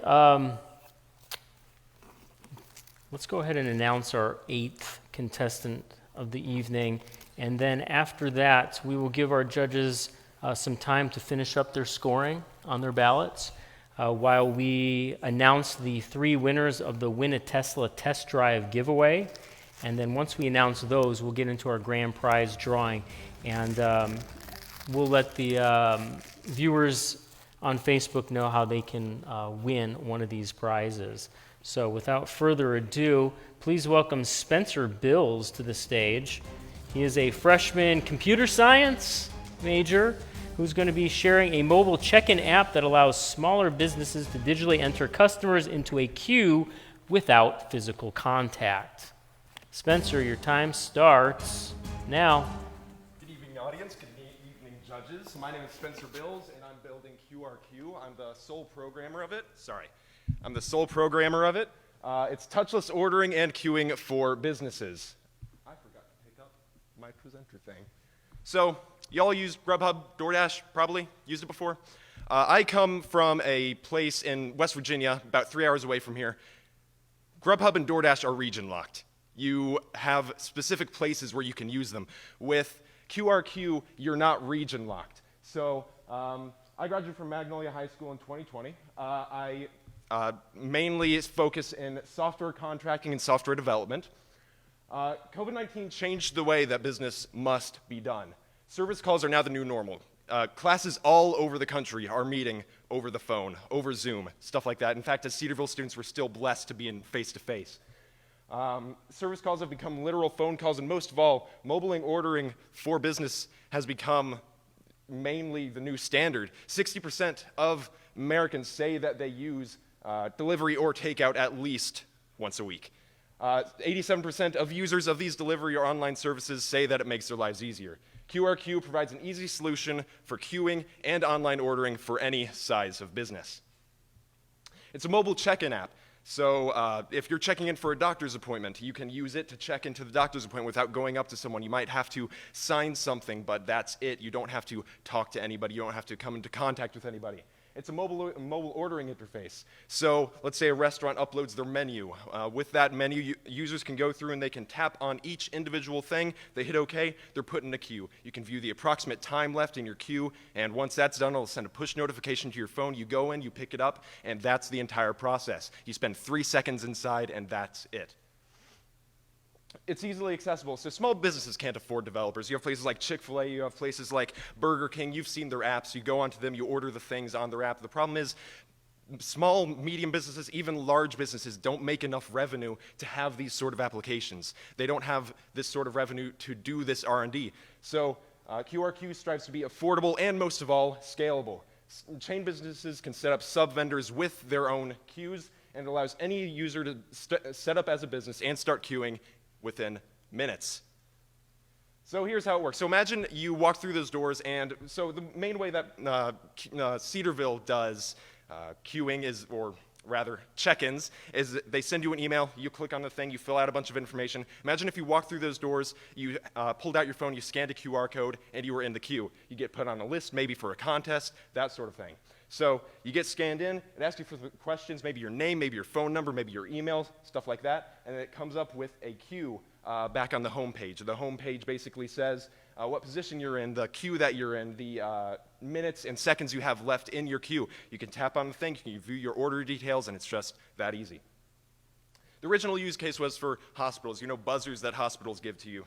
They hand you these buzzers, and it's germ-infested, and they feel icky, smell like cleaning product. You don't want that anymore, especially with COVID-19. So what QRQ strives to do is it provides, you just use your phone. You get it scanned, and you are instantly put into a queue. You do a final scan in, maybe if the business sets it up like that, and you can set it up to send a text message after the appointment, maybe summarizing the appointment details, and maybe a receipt, something like that. It's for restaurants or service providers, so restaurants can set up their menu. They can just upload their menu. You go through, you pick the things that you want. Maybe you set a favorite because you go to a coffee shop and you order 50 things with your coffee. So you just set that as a favorite, you click OK, you instantly have your order there. Users can save options for favorites, and you can view the approximate time based on the average of that business until your food is ready. Here are the startup statistics. You have around $20 a month for servers, $10 a month per 50,000 clients that use the application monthly. For publishing, you have around $460. This is a low ball with trademark, copyright registration federally, and Apple and Google developer publishing costs. Then you have the $100 Apple developer license per year. It's profitable but affordable pricing. Users can use the app for free. You don't want to pay $1 to be sitting in a queue. Businesses can register for an annual fee of around $100. Apple and Android takes around a 30% chunk of this, meaning that each business nets around $70 for the QRQ business. Therefore, 10 businesses using the service would cover all startup costs annually. Thank you. That is the power of QRQ.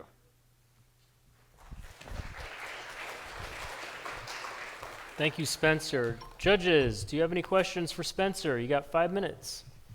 All right. Well, thank you, Spencer. I'm going to go first this time. Okay. The fascinating product idea. I really like it.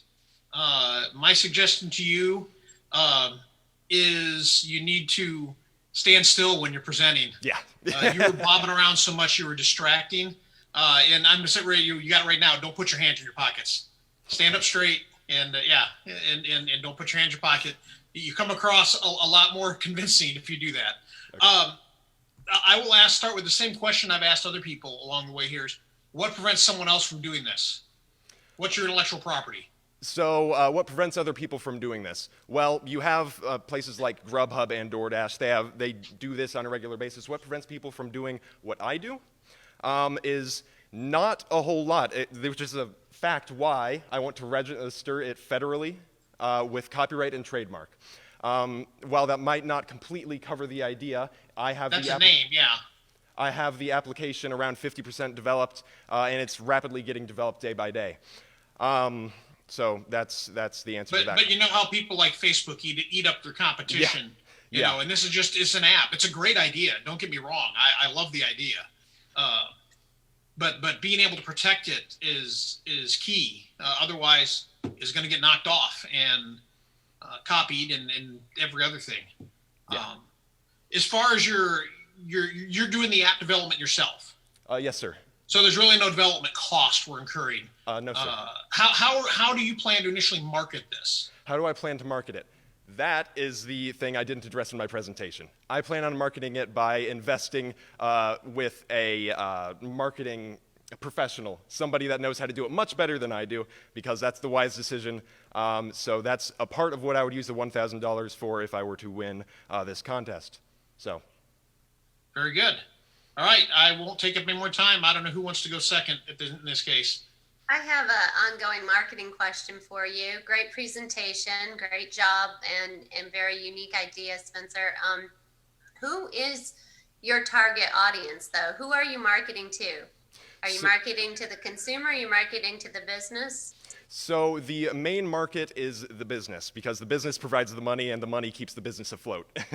So, but of course, without the customers, you don't really have a business. So you have the business, and of course, you have the customers that use the business. So the main marketing for the money side goes to the business. The other marketing goes for people that just are shut in because of COVID-19, and they just want to go in, pick something up, and bring it back. And so when you explained how it would work, who's responsible for the updating of the process, the updating the process persons in line, like you said, they can track. Who's updating that? And also, is each business then responsible for the ongoing updating of their menu or their services should they change from day to day? Right, yes, and that's a continual struggle that I come up with this. So businesses, whenever using the app, they have a list of users, and you tap on the user and you can say they are next in line or they are not next in line. So let's say an order becomes ready. If that order becomes ready, the business goes in, they find the name, they tap on it, and they tap, this order is ready. It sends a push notification to their phone, they come in and they get the item. So what's the benefit to the business? They're going to pay for it. It's going to add more, more expense on their end, obviously, to purchase it and to have somebody using it, maintaining it, and updating it regularly. What's the benefit to the business? The benefit to the business is the fact that in modern day, well, even past COVID-19, I believe that this will become the future of ordering. A lot of ordering will be done contactless. You'll want to basically order in an app, go in, pick your stuff up, and come out. And of course, not every business can afford to build that sort of thing. So QRQ provides a solution to that. So to answer your question, the thing that it provides for the business is, the future of the way that I believe business will be done. Okay. I don't want to take up too much time. I have lots of questions, but go on, TK. I'll make one comment about your answer to Brian's question about the marketing, where you mentioned that you'd hire a marketing professional. Hiring a marketer is a little bit like hiring an accountant. It's okay to do, but you want to make sure you understand the fundamentals enough to be able to make a good decision. So I would encourage you to not outsource your thinking about what the marketing goals are, so that you at least have some sort of standard by which you will evaluate the performance of who you hire.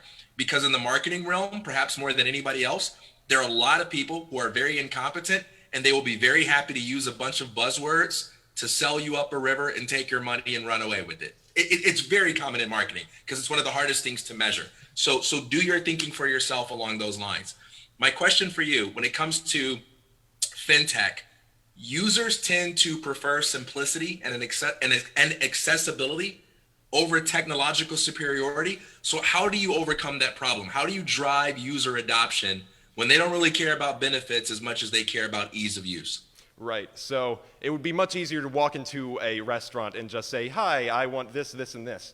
But a large part of this comes from the fact that going into a business for a lot of places still is not an option. So you would have to go and mobily order this thing, and going into the business, well, once again, for a lot of business isn't an option. So I find that the attractiveness to it for the users is the fact that it's either A, not an option, and once they're on the bandwagon, they'll probably stick with the bandwagon and realize once they're on board that it is a useful means of ordering and queuing. All right, Spencer, judges, we are out of time. And Spencer, thank you for presenting tonight. Please give Spencer a round of applause. We are going to give the judges a few minutes to finalize their scoring while we spend some time tallying and maybe use the restroom. Just don't take us with you, okay? For our grand prize, the way we're going to do this is because we have two wonderful Apple prizes. We are actually going to announce one of our in-person winners first within the theater tonight. That person will decide which one of these prizes they are going to take home. Is it going to be the Apple Watch S3 or is it going to be the AirPods? Then from there, we will pick a winner from our online viewers, and that person who is chosen will win the prize that wasn't picked. So for those of you watching online, we are going to ask you, what was your major while you were in college, whether it was here at Cedarville or at another university, or if you didn't go to college, what is your trade that you decided to choose? So please, go ahead and put that in now. We're going to spend about a minute tallying the scores and getting the prizes ready for our contestants. Judges will be back in about a minute, so go ahead and try and finish up by then. In the meantime, online, we're expecting an answer from you, and go ahead and cue the music, if you will.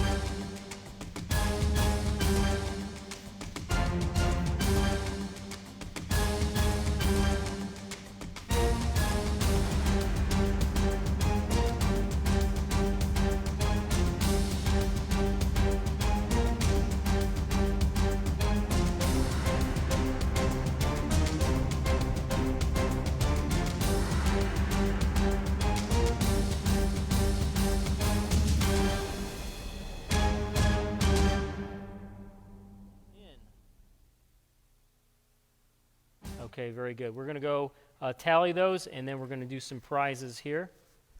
If my wonderful assistant could please have those ready for us. Okay, so we are going to go ahead and announce the winner, the in-person winner of the grand prize, and they will get to come down and pick which one they want. So let's get the grand prize bag out here. Oh, you know what? Before we do the grand prize, we should probably announce who gets the Tesla test drive. What do you think? The amount of names in here is a lot bigger than the amount of names in here. So let's draw that first. All right. Many of you have seen the Beyond Tesla driving around campus.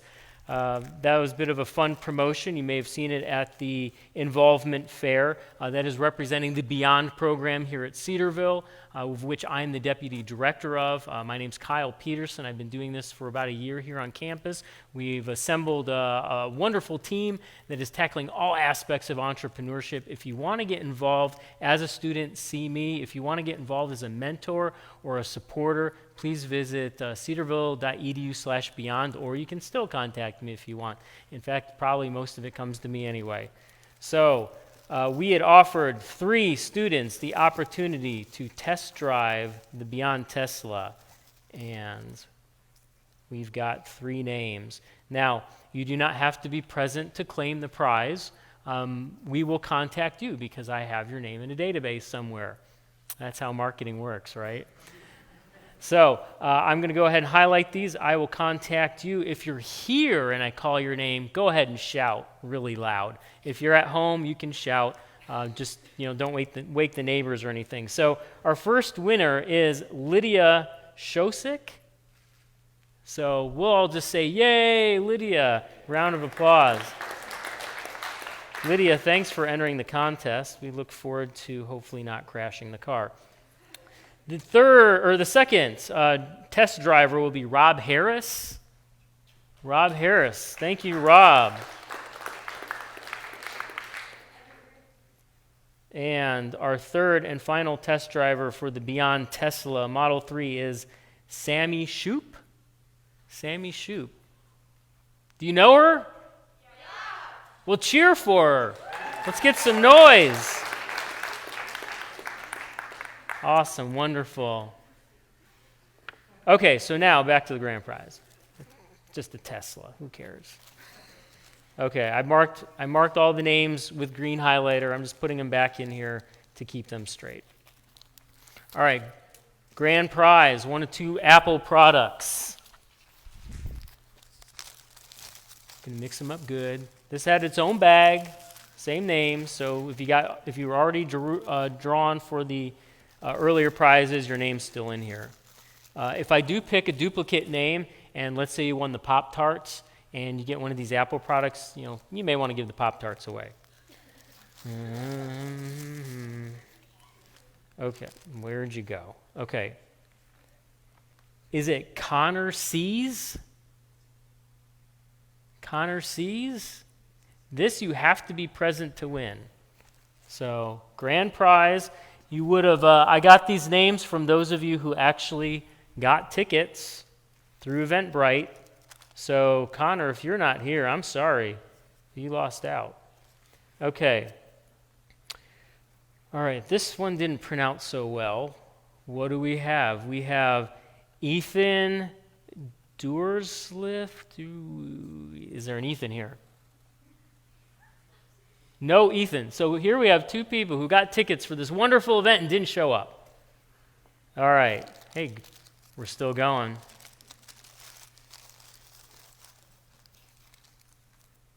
Okay. Joshua Guida? Guaita?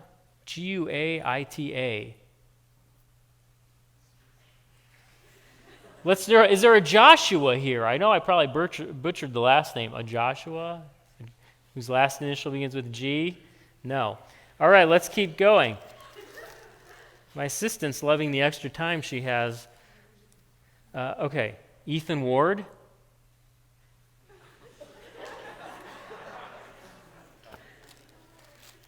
I'm about to draw something out of the Tesla bag at this point. Abby Grafe. All right, there we go. Abby Grafe, come on down and pick your prize.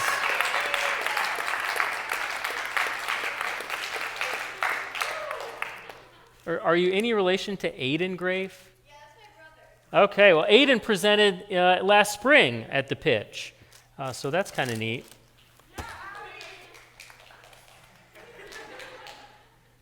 Who thinks she should take the AirPods? Who thinks she should take the watch? Now, or what's behind curtain number 1? It's just the stage setup. It's probably not worth much anyway. Okay, which one are you going to pick? I'll take the AirPods. Oh, wow, look at that. Okay. AirPods, popular product now that everybody's using Zoom.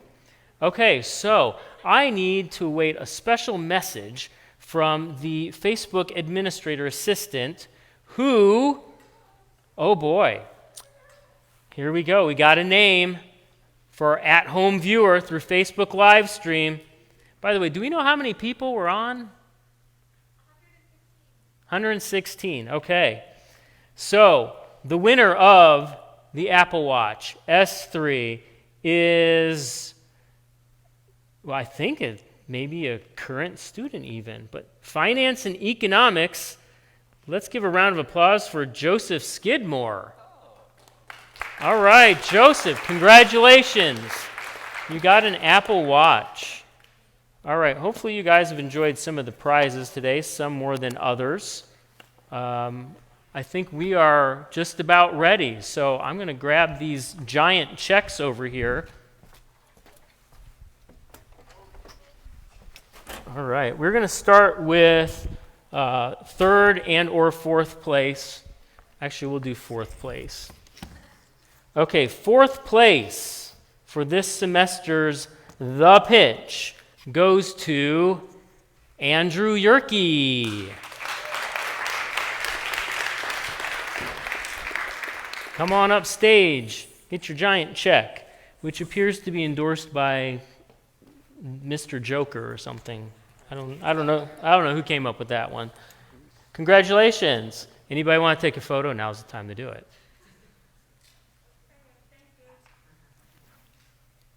One more? Okay, if you wouldn't mind standing over here while we announce the other winners. Okay, in third place, also winning $250, we have Willem.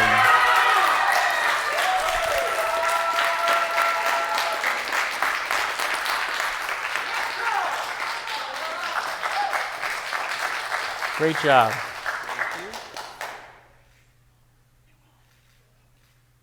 All right, if you wouldn't mind standing over here.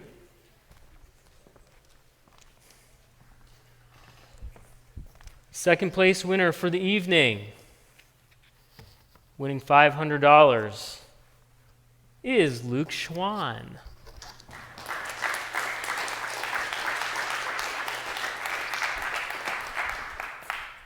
Congratulations. All right. And winning the final prize of the evening, $1,000 goes to, and I hope she decides to split it, Elena Ackley.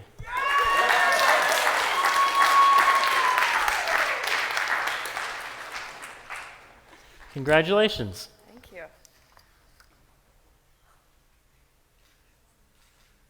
All right.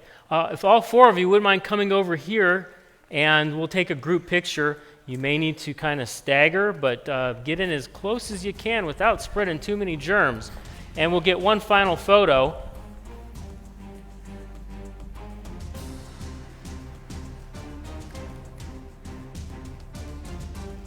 All right, let's have a round of applause for all of our contestants tonight.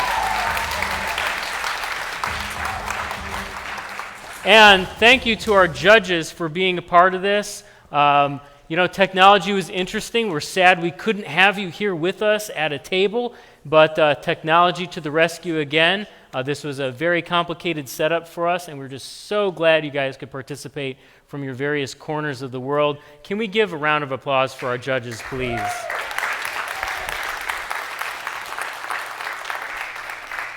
And that concludes tonight's event. We just thank you for being a part of the Beyond Pitch. Thanks for joining us from home, and have a safe weekend, everybody.